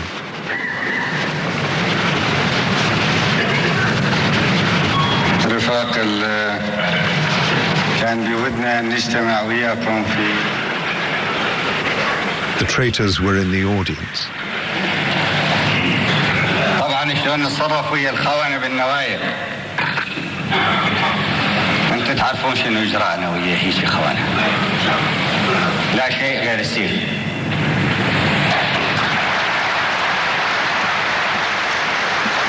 He'd made it all up, but the fiction would serve his purpose.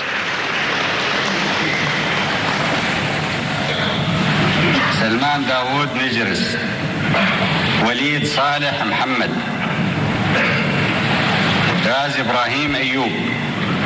He announced the so-called traitors and ordered them to leave the auditorium. أحمد إبراهيم صالح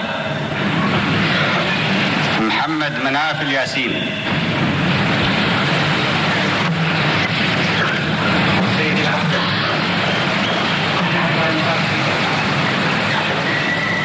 اللي يقرأ اسمه يردد شعار الحزب ويغادر القاعة.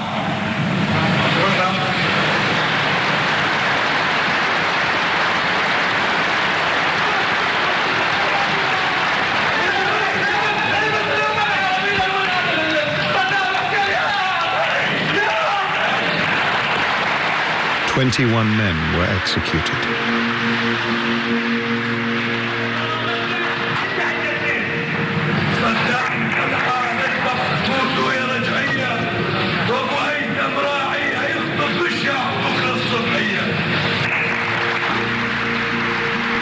Those spared were made to shoot their comrades. This was rule by fear.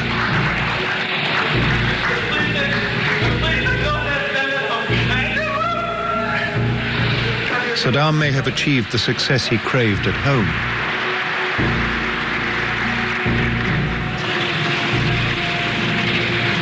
أمة عربية واحدة ذات رسالة خالدة. أشكركم. But he'd recently made a fateful enemy abroad.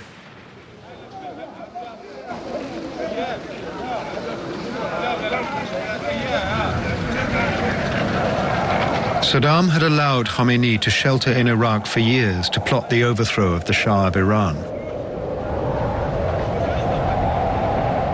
But he'd decided to change his policy to the Shah and had exiled the troublesome cleric. Khomeini had left Iraq humiliated.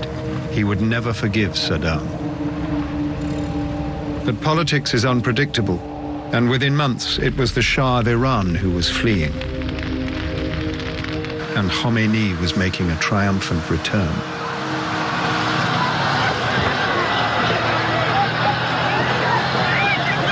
ما باید از همه طبقات ملت تشکر کنیم که این پیروزی تا اینجا به واسطه وحدت کلمه بوده است. وحدت کلمه مسلمین همه. Khomeini was the father of the revolution.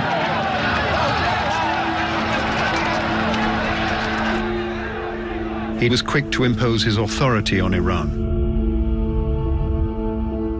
Khomeini blamed much of this opposition on America. He despised its non-Muslim values and inflamed hatred of the foreigners. شیطان بزرگ که آمریکاست شیاطین را با فریاد دور خودش دارد جمع می کند. چه بچه شیطانهایی که در ایران هستند و چه شیطانهایی که در خارج هستند جمع کرده است و هیاهو به راه انداخته است. To further secure the revolution, the government decided to marshal its supporters. They dreamed of a fanatically loyal volunteer army, 20 million strong. There was no shortage of volunteers.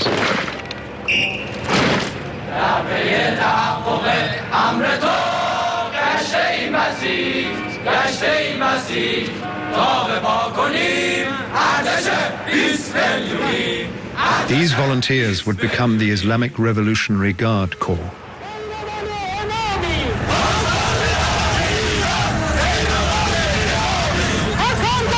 But Khomeini didn't just want to protect the revolution. He wanted to export it to neighboring states, especially Iraq. In Iraq, Saddam could see the danger. 5 years earlier, Saddam had relinquished half the Arab waterway, the Shatt al-Arab, to Iran. It was his only link to the sea.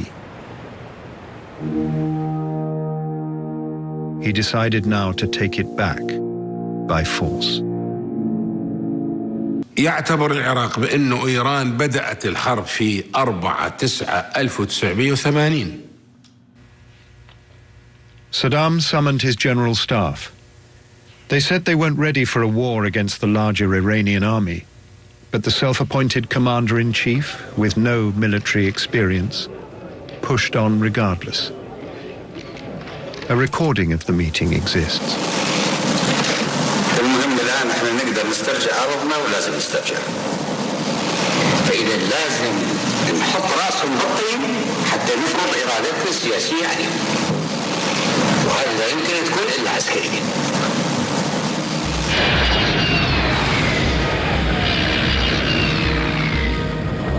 At midday on September the 22nd, 1980, Saddam ordered 200 fighter bombers into Iraq. His tanks rolled east.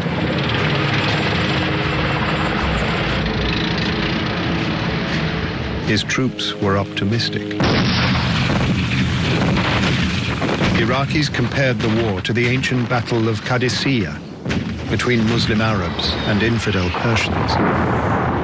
Over the following days, Iranian pilots took out key targets, including bases in Baghdad, just 6 minutes by air from the border.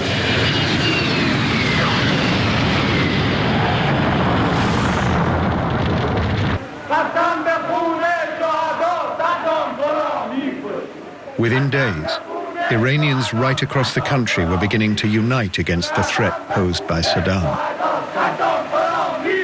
The country was not splintering into civil war as Saddam had predicted.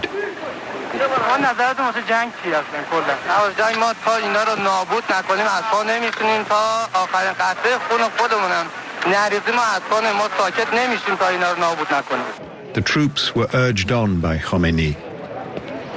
پیام من به همه قوای مسلحه این است که شماها مردانه و مثل سربازهای صدر اسلام الان دارید عمل میکنید. اونها بشارت میدن که شما اگر بکشید اونها را شما به بهشت میرید و اگر اونها هم شما را بکشن شما به بهشت میرید. Volunteers poured in to join the Revolutionary Guard. They had no experience of war and no command structure, but they had endless zeal.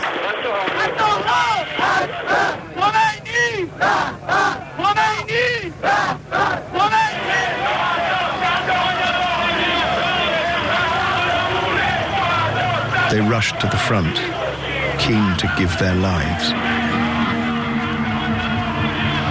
فریادشون الله اکبر بلند است و حمله میکنند و آرزوی شهادت میکنند. یک همچون ملتی که آرزوی شهادت میکنند این ملت دیگه خوف ندارد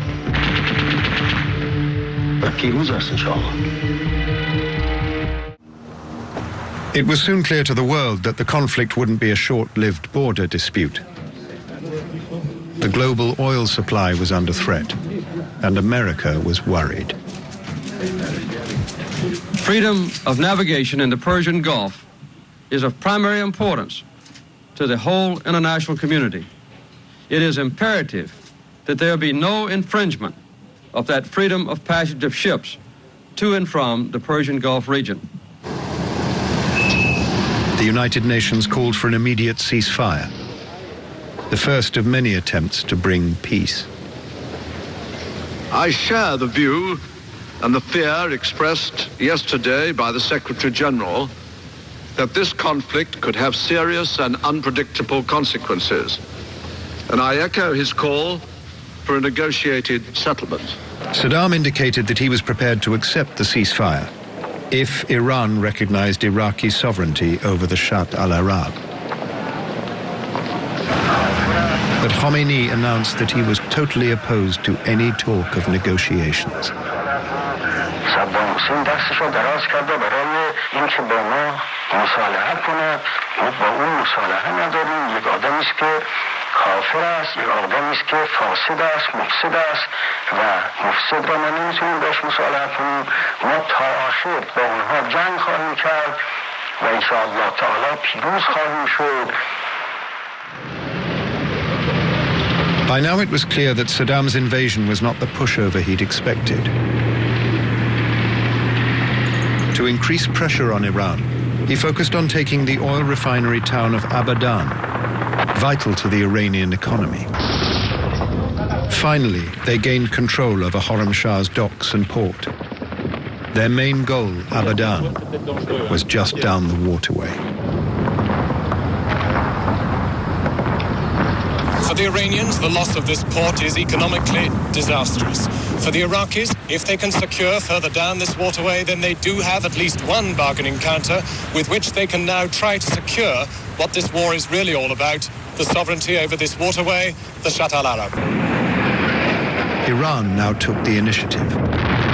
It attacked Iraq's valuable offshore oil rigs. Spurred on by patriotism, its troops were also having success on the front line. Nothing would hinder Iranian determination.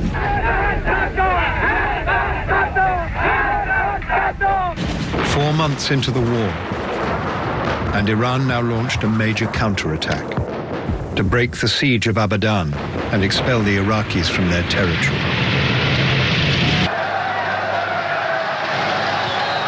Saddam Hussein urged his people to remain resolute in the face of a war he argued had been started by Iran.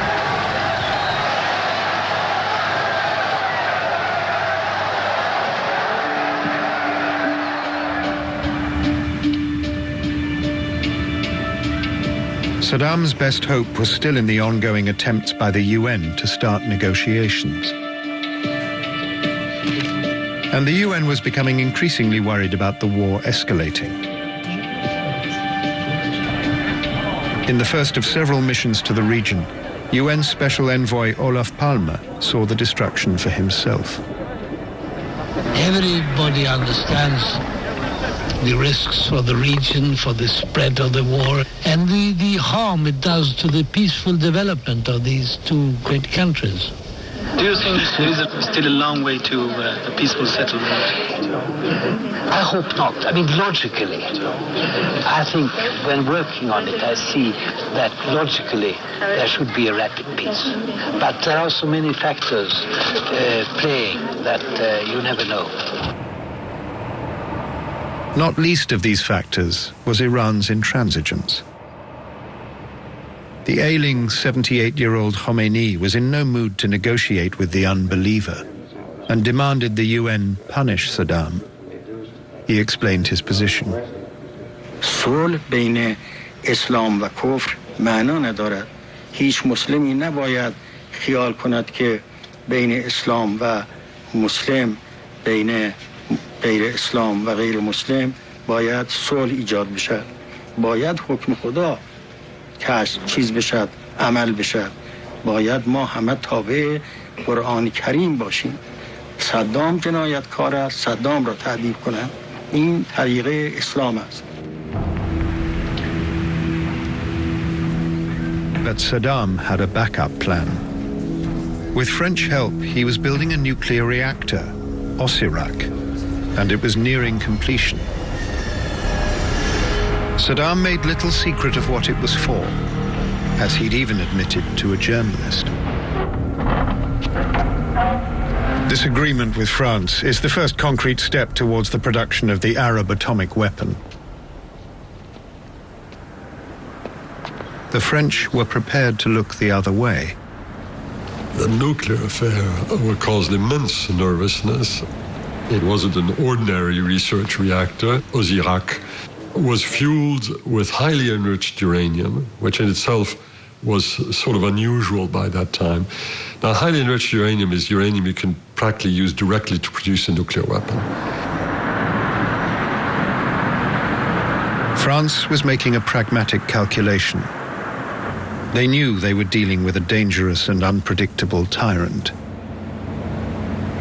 About Saddam, the person, the French had absolutely no illusions. But of course, such considerations are not the primary considerations when you're making your strategic and military choices. The Iraqis were paying top money. In effect, the Iraqis were subsidizing our own national defense effort. But unexpectedly, Saddam's hopes to use nuclear weapons to end the war were dashed.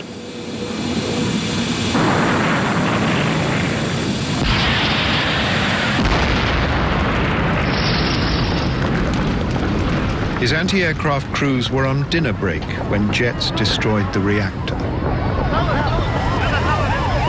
The attacker was Israel, supported by Iranian intelligence. Saddam had made threats previously to annihilate Israel, and this had provoked the raid. The president was furious. He executed the commander responsible for the anti-aircraft units.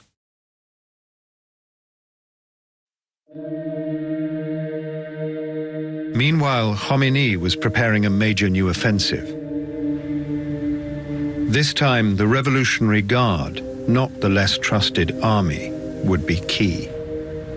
در سپاهی که پاسدار اسلام اسمش را گذاشته است، خودشون را موظف بدانند بر اینکه همه سرباز اسلام باشند و باید همه مراعات نظم را بکنند و همه فرمان فرماندهان را اطاعت کنند. A war of national defense was taking an increasingly religious tone.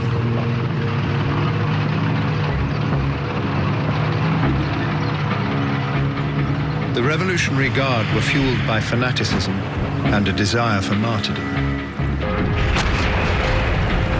After 3 days of fierce fighting, Iranian forces finally lifted the 10-month siege of Abadan. Khomeini had prayed for success, and his men had delivered it. Iranian forces now started preparing a series of offensives to dislodge the Iraqi army altogether. The Revolutionary Guard was being led by 27-year-old Mohsen Rezai. Rezai introduced a new tactic.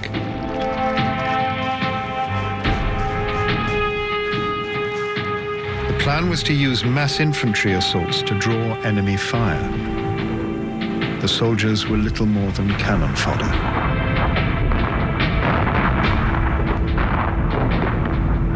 With a population 3 times that of Iraq, Iran had a vast supply of potential manpower.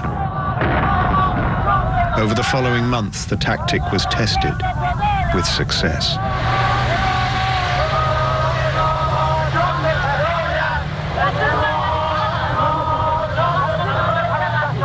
بسیاری عملیات ها این جوانای فداکار میرفتن و بر نمیگشتن. از اون میدونای مین رد میشدن.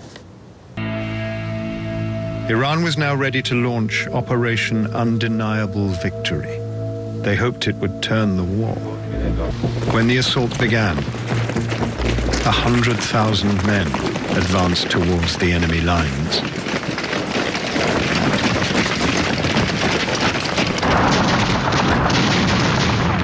And on the other side of the front line, Iraqi soldiers were happy to deliver the martyr's dream of paradise. After 6 days, Saddam ordered a retreat.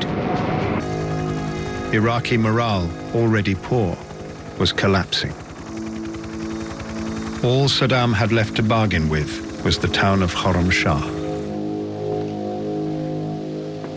18 months into the war, and Saddam now offered to abandon all his territorial claims and withdraw his troops from Iran, if they would, in turn, just respect Iraq's borders. Tehran didn't bother to respond. The leadership were preparing for a new and final assault.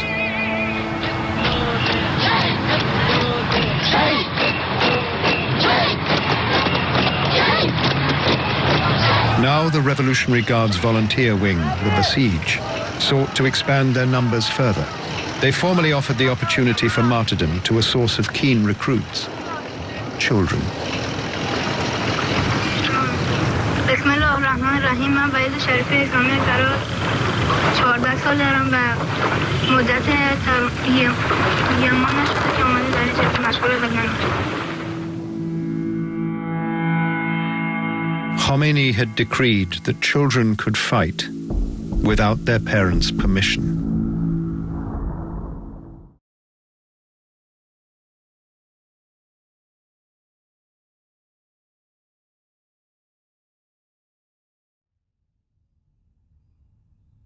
Hey, you epic, welcome. Thank you for still being here. I've just offered that Iran-Iraq clip, which is quite unpleasant, right? But I think it was very purposeful and rich because it really gives you an appreciation of how brutal this stuff is and how tough those regions are and what we have no idea, like how tough life could be for us in the West. And then the compassion comes in and maybe migrants and the relocation and all that and stuff, but I feel everyone is being used, and I won't get into all that stuff. It gets into the sovereignty declaration in our bodies and birth certificates and all that sort of crap where the governments are all broke and they need the collaterals of the bodies and all that. But I was saying that can be the sort of a bit of a reference point for what Asher says about the species and the regional control and stuff, and how that percolates through. I might just show you the image of that overlay of what I showed before I started that clip, right? Relative to the regions and the species and all that. So again, what I said about Amplify the Echoes Part 14, where I talked about the politics and the regional control and the species and the politics, the spirit and the species sort of stuff. The reason why I offer that clip is help you translate all this stuff, and I feel it's like they're going for the jugular of the Stargate sort of control, right? And that's where they're moving the one world order sort of stuff to over to the Middle East, right? So they've got to clean up all this stuff to take control for all that, right? And so what I'm going to do is get into the Asher stuff now, right?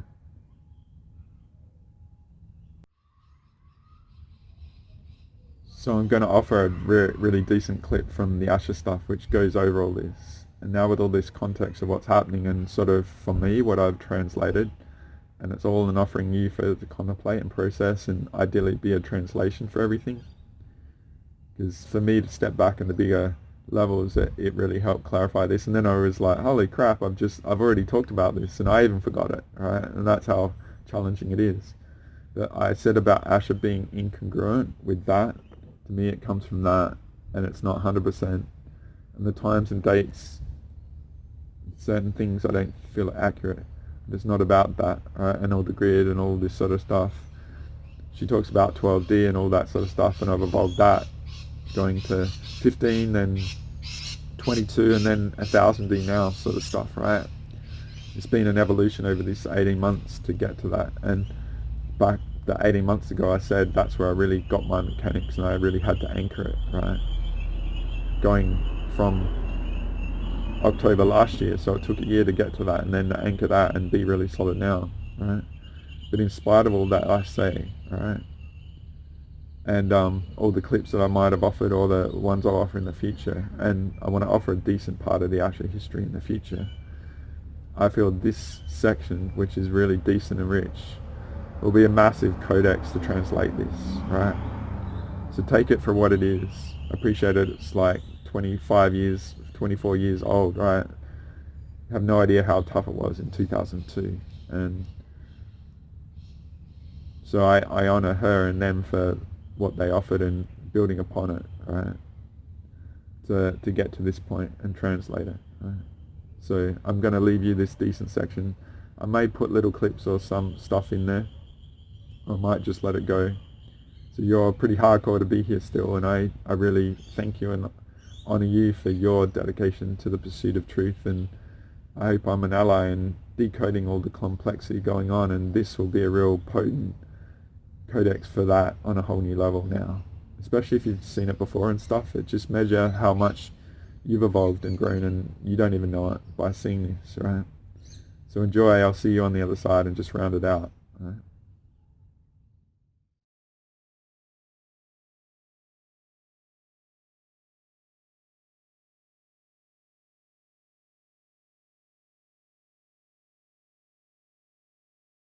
We have a lot of ground to cover today.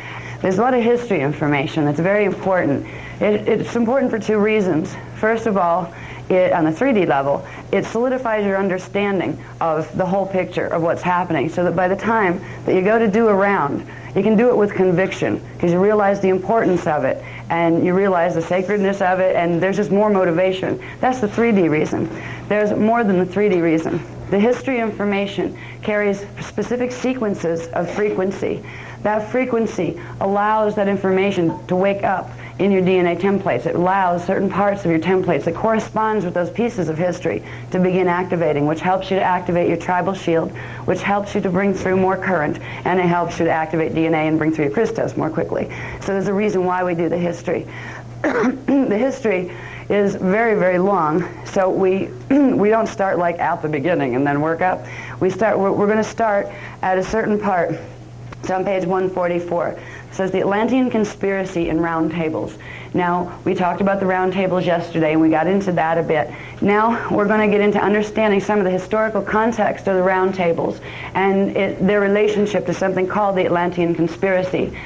After we go into this and become familiar with the basic Atlantean conspiracy, we're going to look at that a little more closely, and we're going to find some key elements of the Atlantean conspiracy, which involves the creation of what's called the Leviathan force. This is where Darwinian theory comes in and was transposed over real human evolution here. And we're going to find out who the Leviathan races are and what that has to do with the Illuminati races today. Once we understand the Leviathan, we'll begin to understand what we're dealing with on a planetary level, because the Leviathan races are human hybrids, and they don't have human souls. And that way, because of that, they are very easily manipulated through their DNA by the fallen angelic matrices. So we'll get to understand that a little bit. So by the time we get through all of that, we'll be able to see a big picture of what's going on here, how the past fits in with the future and fits in with the present right now, and how we can, and groups like us, can make a huge difference just by doing what humans were put here to do in the first place, which is celebrating the rounds and running the divine blueprint.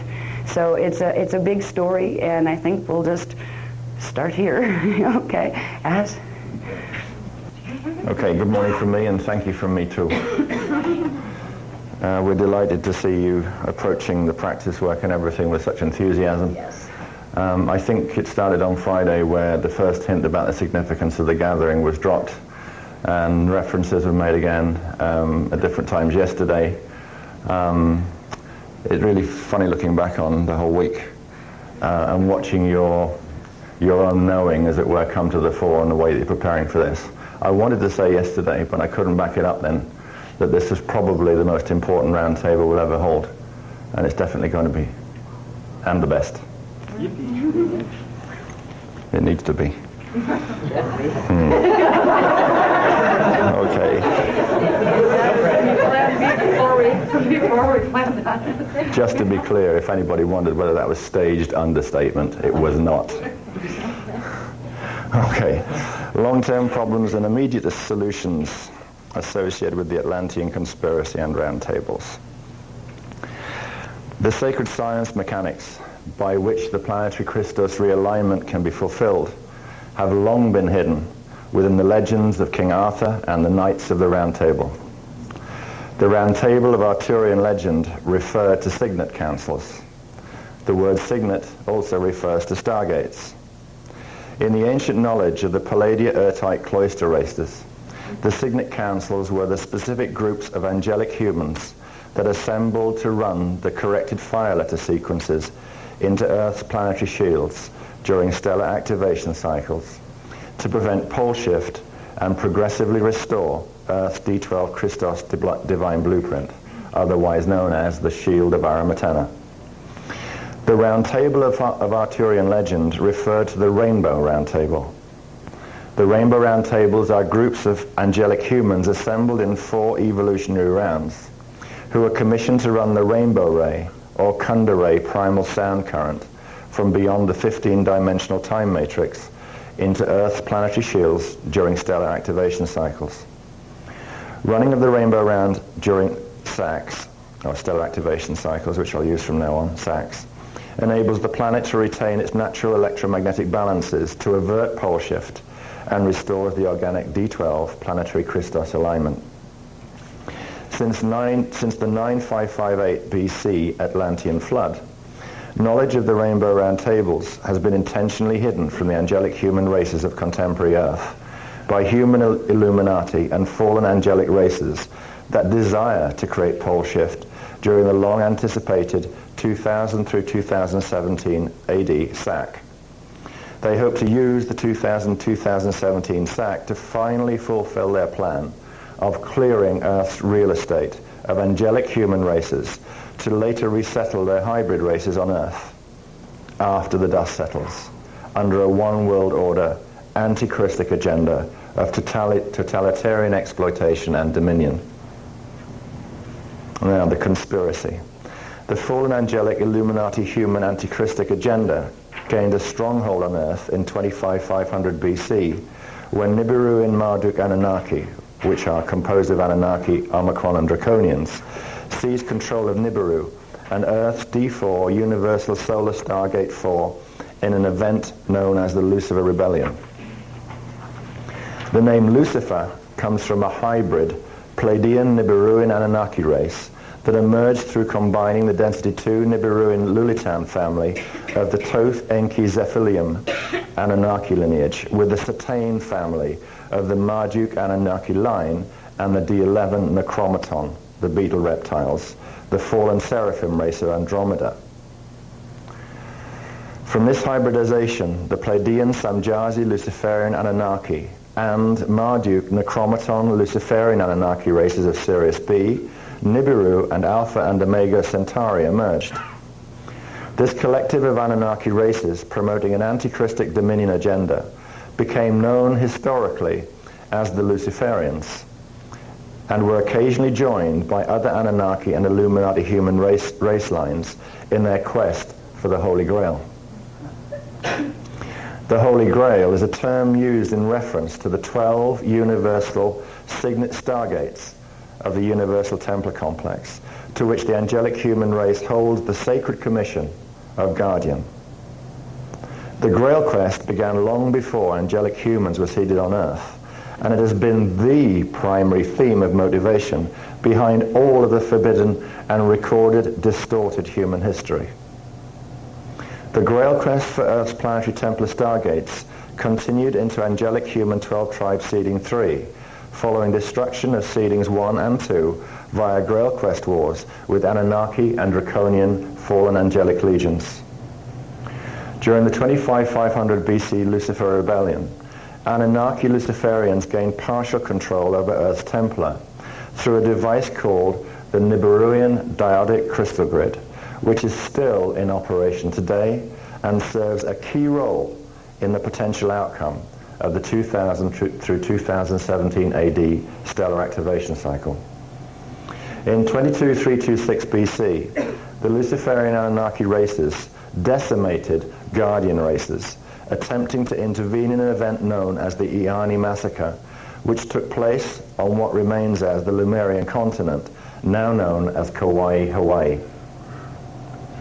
In 21,900 BC, they collapsed the firmament hydrosuspension fields of Lohas, northeast Atlantis, in the Lohas-Keltec Druidic freezeout, in an attempt to destroy the Magi angelic human Grail kings in exile there. This event gave us our last major glacial period of 21,900 BC through 14,000 BC. In 20,000 BC, they staged the Vicarus Sacion invasion of Russia.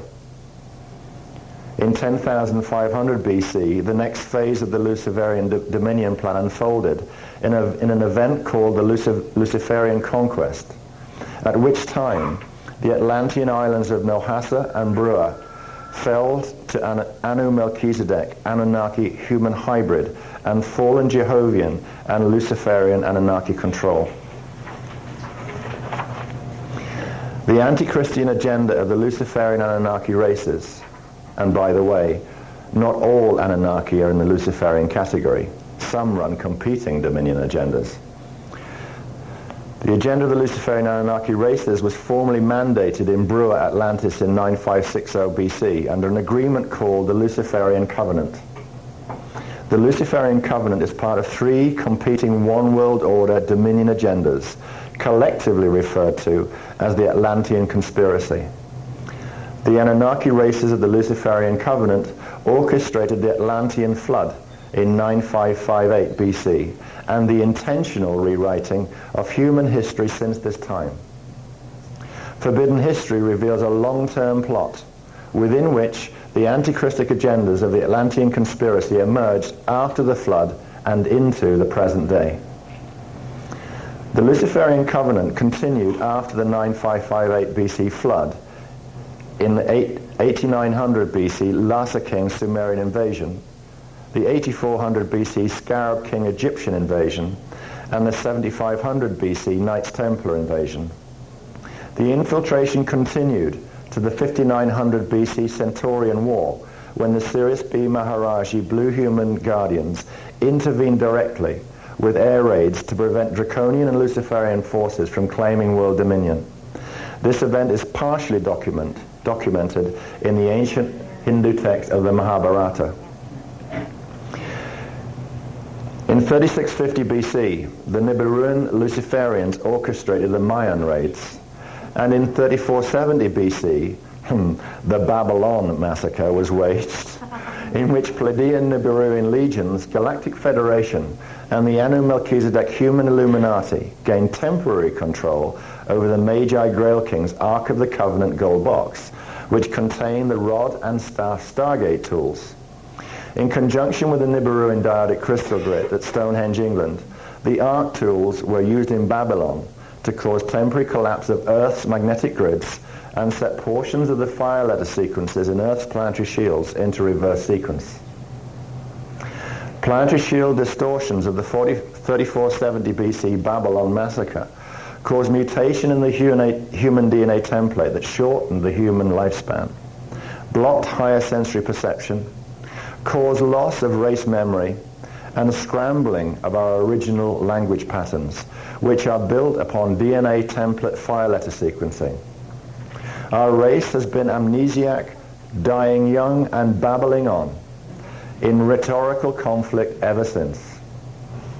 This historic event was recorded as the biblical Tower of Babel story.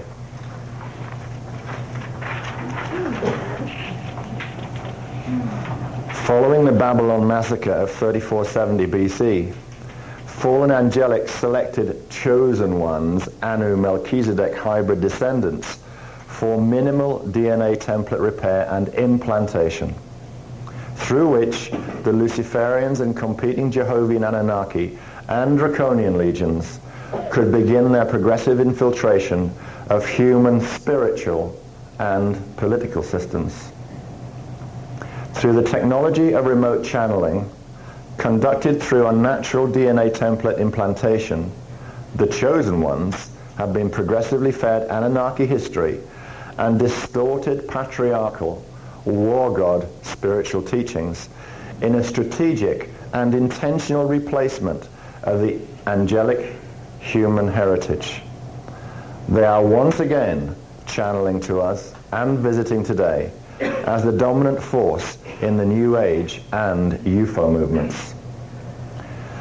The D12 Maharic seal channels can create protection from interdimensional manipulation of their natural bioneurological communication lines.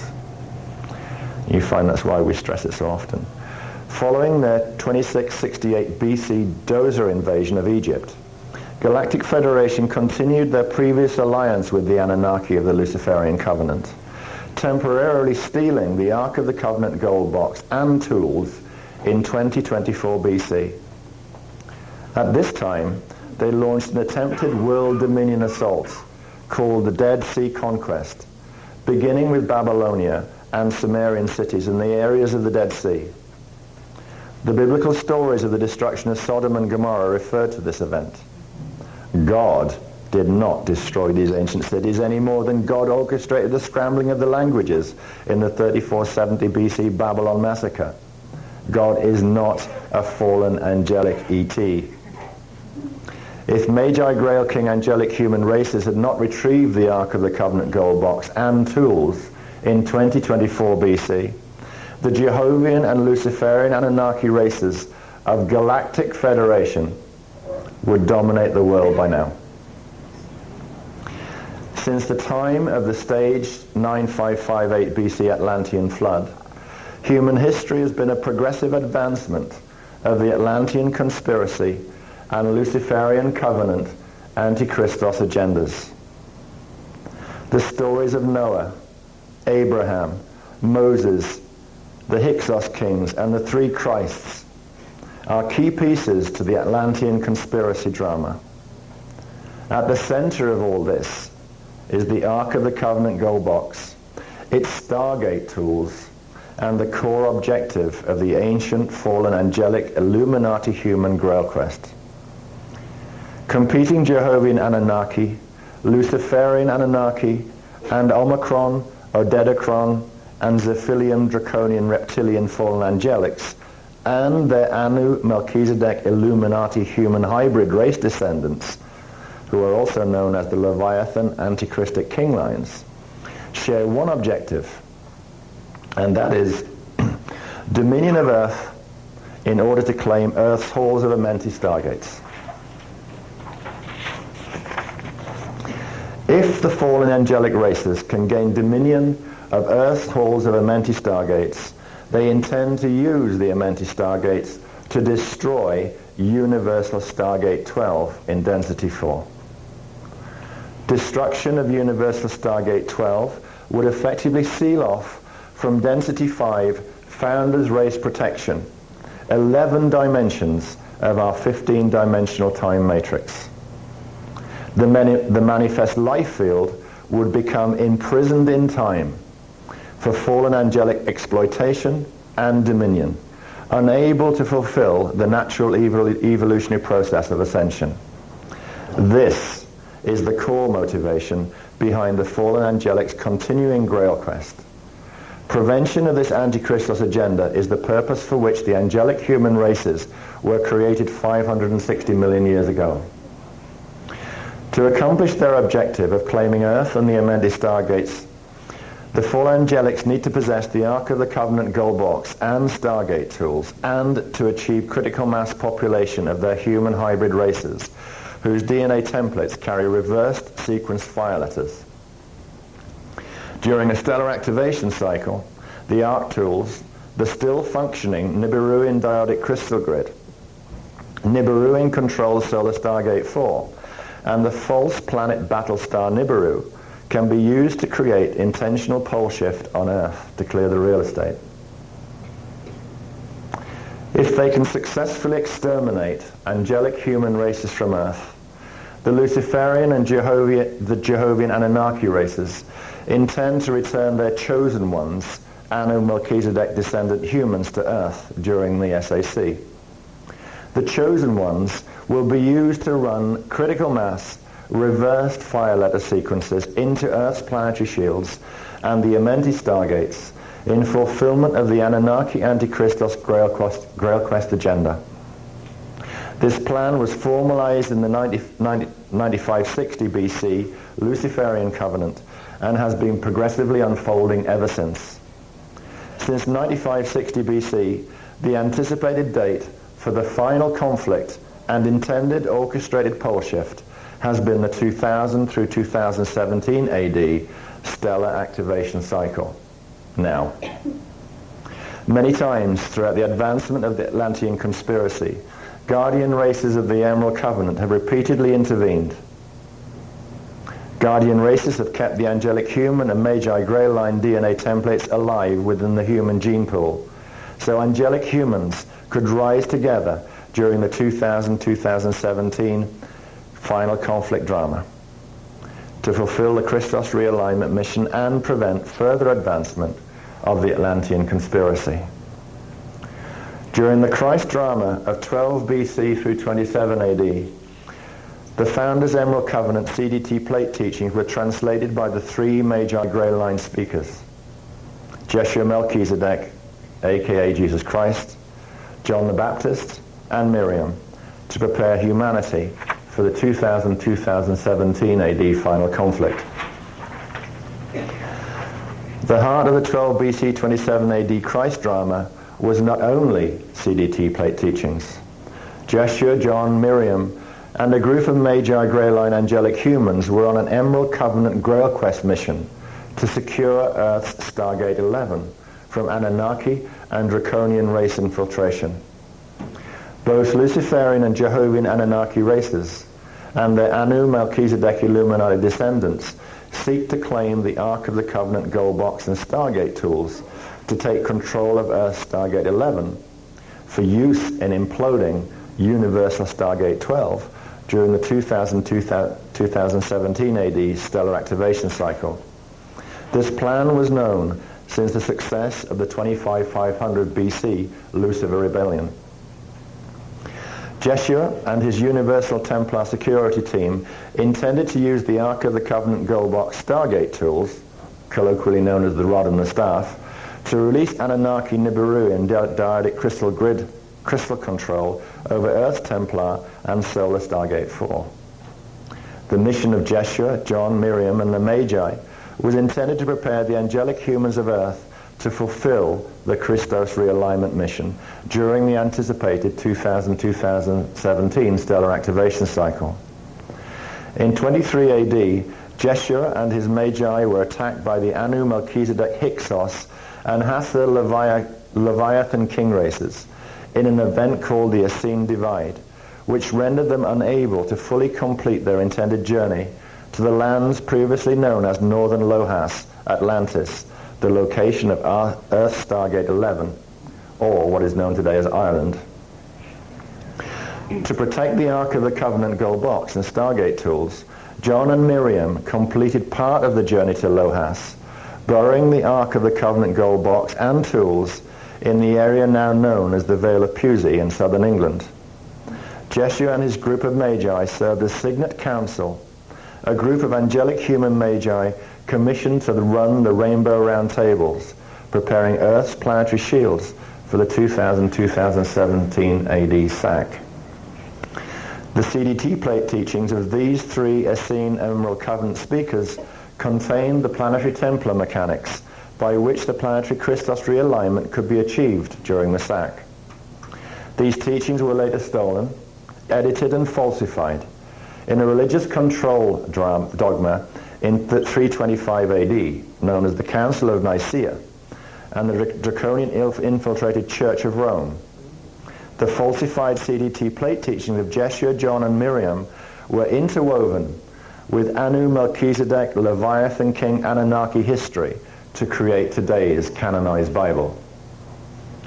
The mission of Jeshua, John, and Miriam later resumed between 559 AD and 608 AD, when the quest for the Holy Grail, the Atlantean conspiracy, and the hunt for the Ark of the Covenant gold box and Stargate tools continued in the drama of King Arthur and the Knights of the Round Table.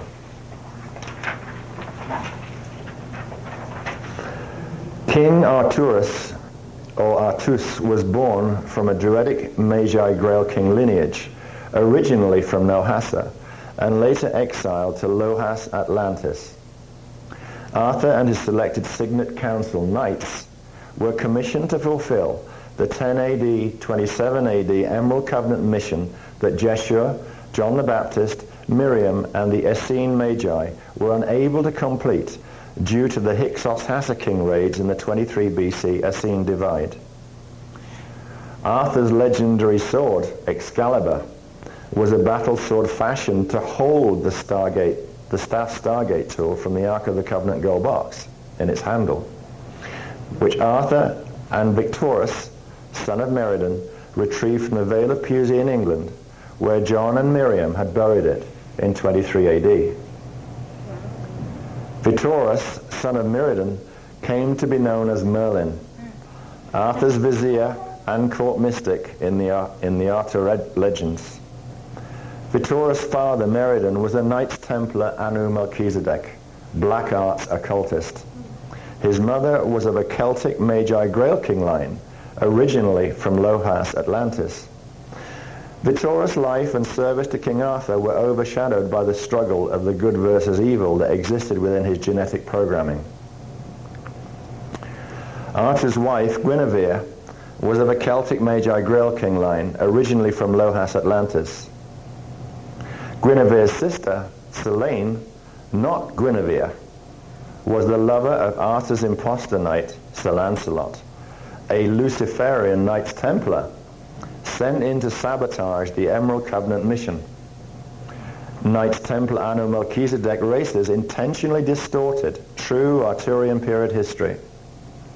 Teachings of the Rainbow Round Tables and Stargate Signet Councils were hidden in occult secret societies of the Knights Templar, today's Freemasons. The historical realities of the Magi Grail King lineage and Arthur's Emerald Covenant mission were intentionally rewritten, Nibiruan Anunnaki style, romanticizing Vittorus, i.e. Merlin, and other characters that assisted the Knights Templar in undermining Arthur's Emerald Covenant mission. Throughout the Arthurian drama, 559 AD through 608 AD, the Luciferian Knights Templar Anu Melchizedek Illuminati humans, under the direction of the Galactic Federation and the Pleiadian Nibiruan Anunnaki races, quested to steal the Ark of the Covenant gold box and Excalibur sword staff, Stargate tool, from Arthur's guardianship. Arthur and the Signet Council Knights quested to retrieve quested to retrieve the Rod Stargate tool and the stolen Stargate 11 control device called Signet Shield 11. This had been stolen from the Essenes by the Hyksos Knights and Knights Templar during the 23 AD Essene Divide. The ancient quest for the Holy Grail, or quest for control over the Stargates of Earth's planetary Templar and the Atlantean conspiracy agendas, continued.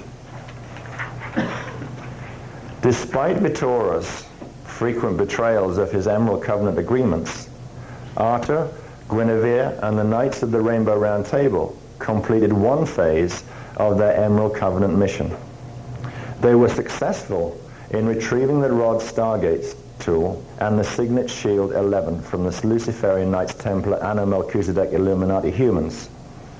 Arthur relocated the Ark of the Covenant gold box with the Rod, Staff, and Signet Shield 11 to their intended destination at the control center for Stargate 11 in the lands once called Lohas, Atlantis, the location of which is known as an island off Dublin. The authentic Ark of the Covenant gold box with its Stargate tool content still remains under Magi Grail King protection, where Arthur buried it in 608 AD. Arthur and his knights were unable to fulfill the entire Emerald Covenant mission of disengaging the 25500 BC Nibiruan Diodic Crystal Grid Network at Stonehenge, England, to free Solar Stargate 4 from remote Nibiruan Anunnaki control in preparation for the anticipated 2000-2017 SAC and intended fulfillment of the Planetary Christos Realignment mission. Since King Arthur buried the Ark of the Covenant gold box in 608 AD, the Luciferian Knights Templar, Jehovian and Draconian Anu Melchizedek Illuminati human lines have quested to claim the Ark of the Covenant gold box from its resting place in Lohas, Atlantis. To conceal knowledge of the unidentified Lohas, Atlantis location of the Ark box until it could be located and confiscated, the Luciferian Knights Templar, under direction of Galactic Federation, began a crusade to destroy or distort any remaining records of Atlantis. Further distortion of historical records and intentional planting of falsified Atlantean maps were tactics used to deter competing Illuminati human forces from retrieving the Ark box and thus control of Earth's Templar before the Luciferian Knights Templar could stake their own wrongful claim. After the 608 AD Arthurian Grail quest, competing Illuminati human Anu Melchizedek races progressively rose to positions of political power within the global arena, launching continuing campaigns of disinformation and historical distortion. Genocide crusades against each other and against angelic human and Magi Grail King 12 tribes races. In 1244 AD, the Cathars major Grail King families of southern France were destroyed by the Omicron Draconian Hell Church of Rome in the Albigensian Crusade. Many murderous crusades followed, including the decimation of the Bruja Atlantis and Mua Lemuria Magi Grail King Amerind lines of North America in the European quest for the New World. It was long known among the competing Knights Templar, Jehovian and Nephidim are Omicron Draconian, Anu Melchizedek Illuminati humans. In their circles, it was long known that the New World of America was the old world of which Bruja Atlantis, the location of the central control site Gruel Point, which is Gate 2, for Earth's planetary shields was once part. The competing quest for control of Lohas Atlantis Stargate 11, the Bruja Atlantis Gruel Point Gate 2, and other Stargate locations in Earth's Templar complex have been at the heart of the continual conflict and race hatred and dominion campaigns throughout our recorded human history. The three competing factions of Anu Melchizedek races, representing the Luciferian, Jehovian, and Draconian dominion agendas, emerged from our ancient pre-Atlantean past, through Lemuria, Atlantis, and our early recorded history, into the powerful global infrastructure of the contemporary interior world government, Illuminati, One World Order agenda. As part of the planned, premeditated Atlantean conspiracy strategy, in 1750 AD, the Galactic Federation and Pleiadian, Nibiruan, Luciferian, and Anunnaki races began making remote contact with chosen ones, descendants of the respective Anu Melchizedek Illuminati races, who carried the DNA Templar implantation, allowing for telepathic rapport from their genetic ancestral line. After rising to covert power in Europe and various other regions, Galactic Federation and the Pleiadian Niburians motivated the American Revolution and the founding of the United States of America via secret society, occult school inspiration of their Luciferian Knights Templar Anu Melchizedek Illuminati races. This contact progressed from infiltration of ancient traditional religious control dogmas with their inner circle elite occultists into what has become the New Age channeling movement. The New Age movement is primarily dominated by Jehovian, Sirius A, Luciferian, Pleiadian, Nibiruan, Marduk Necromaton Luciferian of Alpha Centauri and Sirius P, Luciferian Centaurs of Omega Centauri, and some Necromaton and Dromi channel contacts. Following covert surveillance that began in 1916, the Zeta, the Little Greys, those races began physical interaction with Earth on behalf of the Zephilium, the reptile insect people of the Draconian agenda races of Orion. In the 1930s and 40s, Illuminati human Anu Melchizedek descendants of the Zephilium Zeta, Omicron Draconian, the Dragon Moths, and Odedicron Reptile Avians, Draconian agenda races of Orion, entered One World Order Dominion treaties with the Orion Zeta Regalian races. The Zeta treaties initiated the formation of Majestic 12, which began the contact phenomena of what has become the contemporary UFO movement. In 1983, the Orion, Omicron, and Odedicron Draconian agenda legions assumed the leadership role in the Zeta Treaty agreements.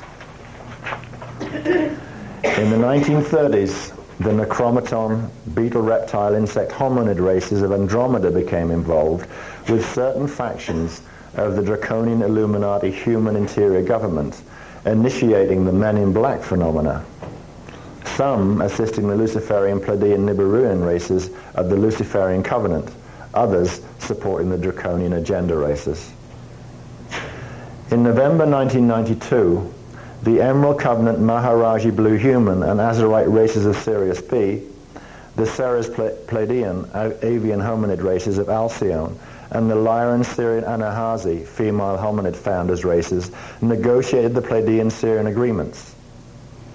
In these agreements, the Luciferian, Pleiadian, Nibiruan, Anunnaki races, Galactic Federation, and a few Jehovian Anunnaki races agreed to enter the Emerald Covenant Peace Treaty for co-evolution with the angelic humans of Earth in a united stand against the Draconian Legion's anti-Christic dominion agenda. The Anunnaki races vowed to assist in the 2000-2017 stellar activation cycle Emerald Covenant Planetary Christos Realignment mission. They promised to disengage Nibiruan Dyadic Crystal Grid control of Earth Templar and to return Solar Stargate 4 control over to the founders' Emerald Covenant races by the year 2000 to prevent the scheduled pole shift that Galactic Federation had intended to orchestrate as per the Atlantean Conspiracy Luciferian Covenant. In January 2000, when the stellar activation commenced, most of the Anunnaki legions defected from the 1992 Pleiadian Syrian agreements, reverting to their Luciferian Covenant Dominion agenda. On July 5th, 2000, further negotiations with the Anunnaki legions culminated in their return to the Emerald Covenant via an agreement called the Treaty of Altair. They were required to release the Nibiruan Dyadic Crystal Grid and Solar Stargate 4 by August 2000. On September 12, 2000, the Necromaton Andromi Men in Black offered co-conspiratorial deals to Luciferian and Jehovian Anunnaki and Draconian races. Galactic Federation and most members of the Anunnaki legions defected from the Treaty of Altair to join the United Resistance. That's resistance to the Emerald Covenant and Planetary Christos Realignment mission.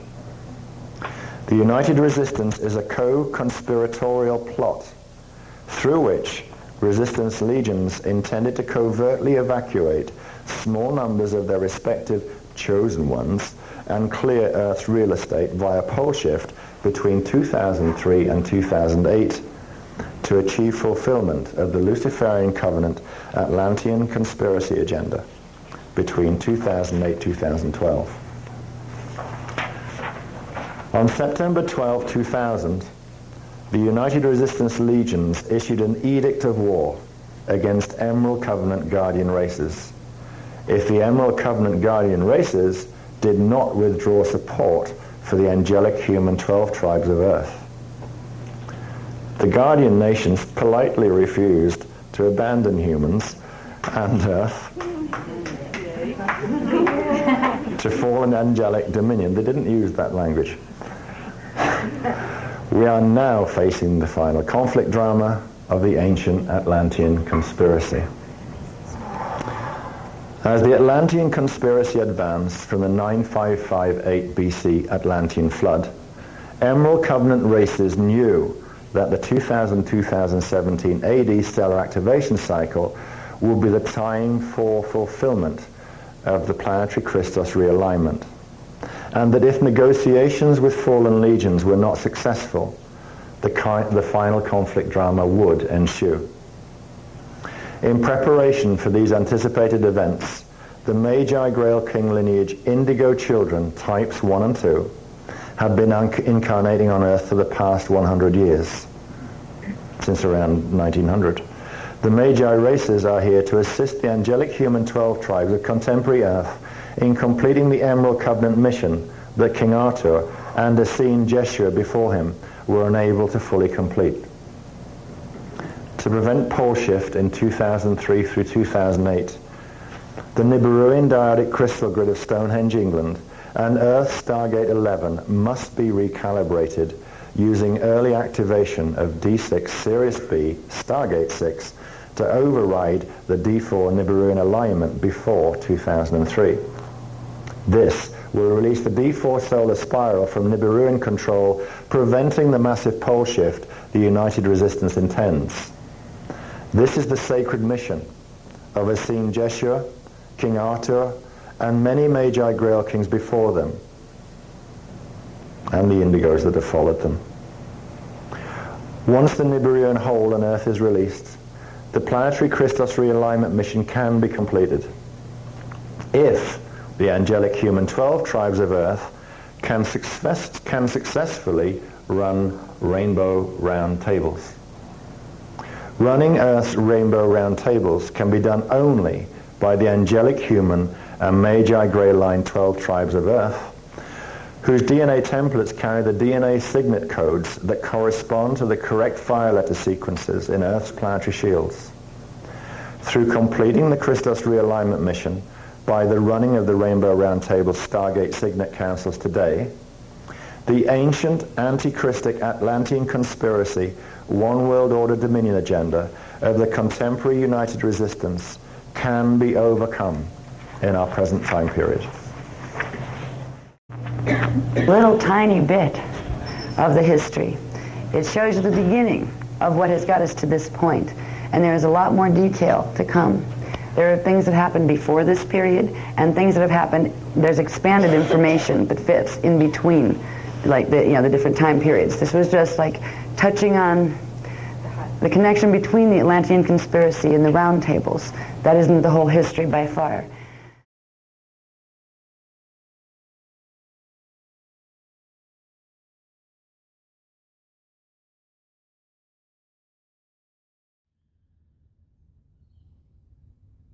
Hey, welcome back. Thank you for sticking with me and having the courage and the dedication to invest in information like this, let alone me. Right? So I hope it has been a very, very potent investment, and it's in this equinox, March equinox 2026, if you're in the future and stuff. This Amplify the Echoes part 17 of the Holy Stargate Grail quest and Hot Crusade. It helps translate things, and you see it, and then you can employ the world events to see that this bigger scale stuff is actually in play, right? It's like, holy crap. And that might be terrifying because you might feel really insignificant. And what do I do against it and stuff? And I would offer, like, fall back to the pure source mechanics that I've worked out. It is superior. And I found that it's up to you to explore it and want to be clear in all this sort of stuff, right? But I might just offer that source mechanic image quick, right?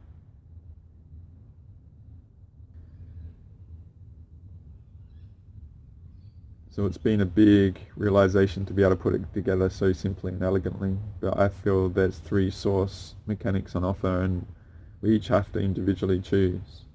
And so there's the invasion universes, then there's their creation, the invasion overlay, the frackaverse. Geez, there's so many frackers I've dealt with, hey, right? And a lot of misguidance and all that. I don't know how many clips I've included, but movies like Dan Brown's Da Vinci Code, Raiders of the Lost Ark, Last Crusade, the Indiana Jones theme from Hollywood, Kingdom of Heaven is interesting, Yarn Knight Templar, and I might have included a really awesome series called Condor as well, which goes along the Christian zealot theme and all that sort of stuff, right? And the martyrdom of all that. And then there's the pure source mechanics that sort of, it's like getting all the context of all this and appreciation and all the Asher stuff to build upon to be able to work with that, right? I feel it's a very simple, elegant, obvious solution and mechanics and stuff. It's just been what it has. Like, we've never really had a chance. And getting back to the Amplify the Echoes part 15 and 16, and I might just show you one of those images here quick, right?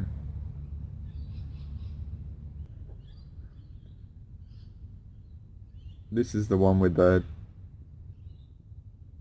208-2016 BC and the Ayani massacre, and now how we've been grinded down from the dimensional levels and going against mass incarnates that at a higher dimension incarnate at different points, and we're just trying to get through and in this massive disadvantage, right? And in spite of that, we're still here, right? So I'm just going to show you the other one quick as well.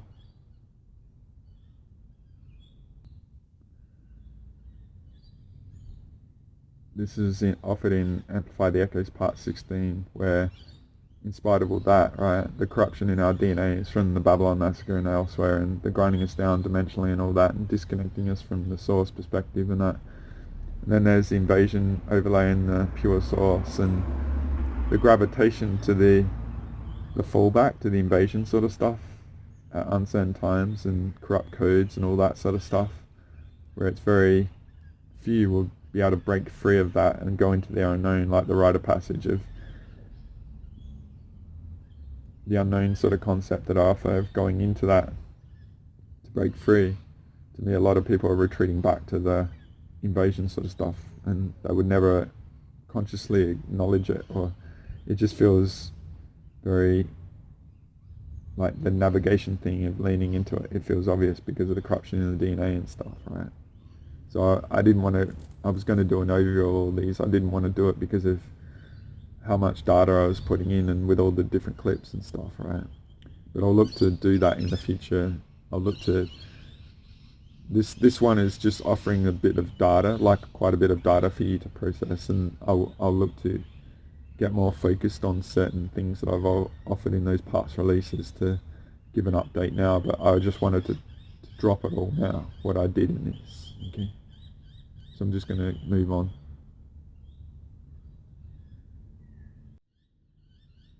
So this is the other 3 source options sort of stuff that I said, right?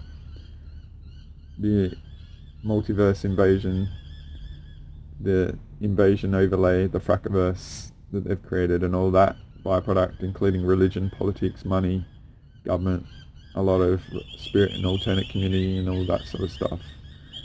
One World Order, the 5D New Earth, the Utopia sort of stuff, and all those, the World Economic Forum and the moving L to the Middle East sort of stuff, right? Good work and all that sort of stuff versus the pure source, right? And I feel it's going for the checkmate with the Stargate sort of stuff, right? So we're going to have to see how that translates and progresses, but, and I did say the Asher need to discern at a higher level, just use the pattern recognition of the data and all the species and the control of the regions and all that, right? So with all that, I'm going to look to leave you here. This is going to be a pretty rich and big release again and stuff with a lot of information. It's aimed for you hardcore people that are still here and appreciate what I offer and the new original territory that I go into and going beyond everything and my solution orientated focus. Like there is an answer in all this and there is an easy way to translate it. And so I feel like all of these things that I'm probably the only one to be able to do and put together, I've translated it for me. It's up to you to discern and contemplate and do your homework and all that sort of stuff. And maybe I give you people and themes and clips in certain sections that you go and look at further, and there are different reference points to get your pattern recognition going, and you come to these own conclusions, or it's just confirming stuff that you thought and you, and there's other people out there and I don't want to mention, but the Grail sort of stuff is out there in that, right? And it's not a theme that I really wanted to get into. This might be like the Amplify the Echoes part 1 with a twin flame sort of crap, right? Which kicked off a whole heap of crap that I don't want to really get into, and it's been really tough for me, but I'm still here and I'm better than ever and stronger than ever, and sessions are really rocking, and it's crazy and uncertain and all that sort of thing that it is. It's such a privilege to be here and to have this awareness and be so rare amongst our human family and all that sort of stuff, in spite of all the negative and all that. And I don't think all the negative is bad. Like there's good and bad in everything, and there's bad in the good sort of thing. And but ideally I'm an ally to help you power through and become the eye of your hurricane with all this, and when everyone else is going through their stuff, you're able to have a Teflon sort of variable to get through it, or maybe you get caught up in it and you need help and fall back and invest in sessions. Seriously, like you won't know how good it is to be clear and just getting that clarity to make a choice that you probably can't do if you're corrupted, and hijacked or got some negative energy that's pulling you away and haunted and all that sort of stuff, right? I would say one of the greatest investments you can do is into exploring all this information and being willing to change your attitude to things, but also appreciating the worthiness of incorporating healing and maybe even go and learning healing modality, right? Pranic healing, right? But I hope this is very potent and it's very powerful for you, and in spite of all the craziness going on, it helps be a codex to decode everything and helps you really take it all to the next level and power through when everyone might be scattered and messed and looking to fall back to the structures that have never really helped us, right? So I hope this is very potent. Thank you for being here. I'm going to look to expand this in the near future, probably 18 and 19. There's some stuff that I didn't really get into in this, and we'll see where that goes, right? So you have a very potent equinox, and you guys in the northern hemisphere, I hope you get some warmth and you're enjoying the sun and the longer days that have come. We've had a really hot summer, but I live in paradise and Earth is amazing, and I look forward to what's coming, and I look forward to whatever happens and being on my game for it as well. So I hope this all helps you do that as well, right? So thank you for being here. Thank you for all that you're doing that no one knows about. Your courage to even invest in this sort of stuff, and I hope it's an outlet for you to power to your next level and your awesome, intuitive, infinite potential, right? Thank you. Lots of love, and until next time, take care, guys. Keep being lit, keep being epic, and see where we can go, right?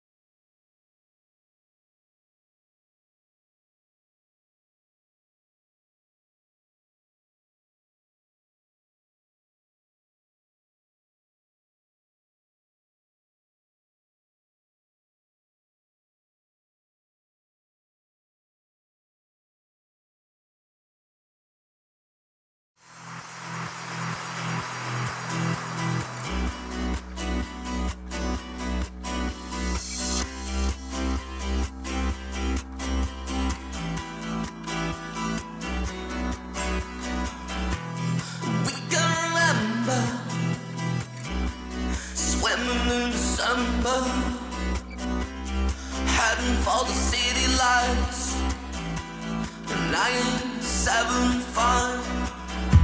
We're sharing each other, mirrors and father. Scent of lemon drips from your eyes. We are the people that rule the world. What's running in every boy and girl? All rejoicing in the world. Take me now. We can try. We live in adventure.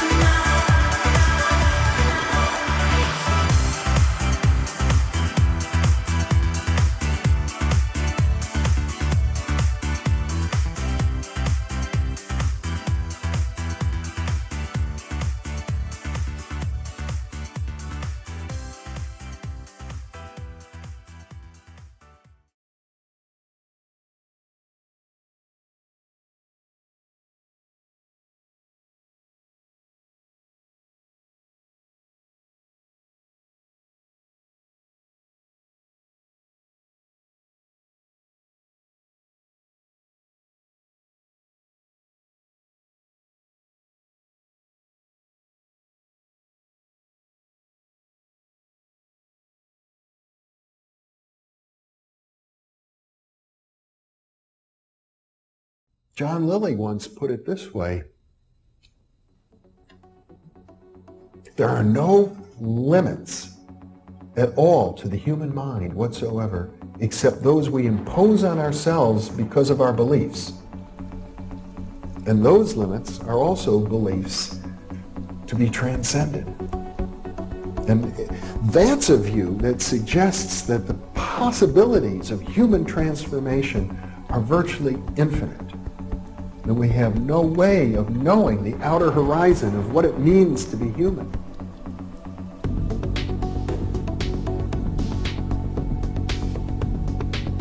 And really, to understand all this, everything, you have to go very, very deep into a study of history, consciousness, neurophysiology, everything.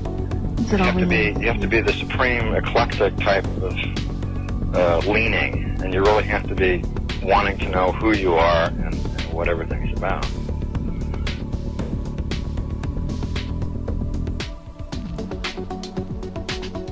And the thing that you'll find when you go to sacred sites, if you're very humble about it, is that you are on a personal journey, and the sacred site will respond to you in a way that is appropriate only to you. The information is always what you are searching for. And it's the intent you give that energy that defines whether it is used for right action or not. And it is inside these sacred spaces that you will be reminded that you are a god, that you are a bright star. So what you're trying to do is move through the course without ricocheting off walls or creating karma. You're trying to slide through things smoothly. How do you do that? It's called flowing. There's a technique that you can do that will allow you to touch some part of your inner being that has more knowledge than your conscious state does.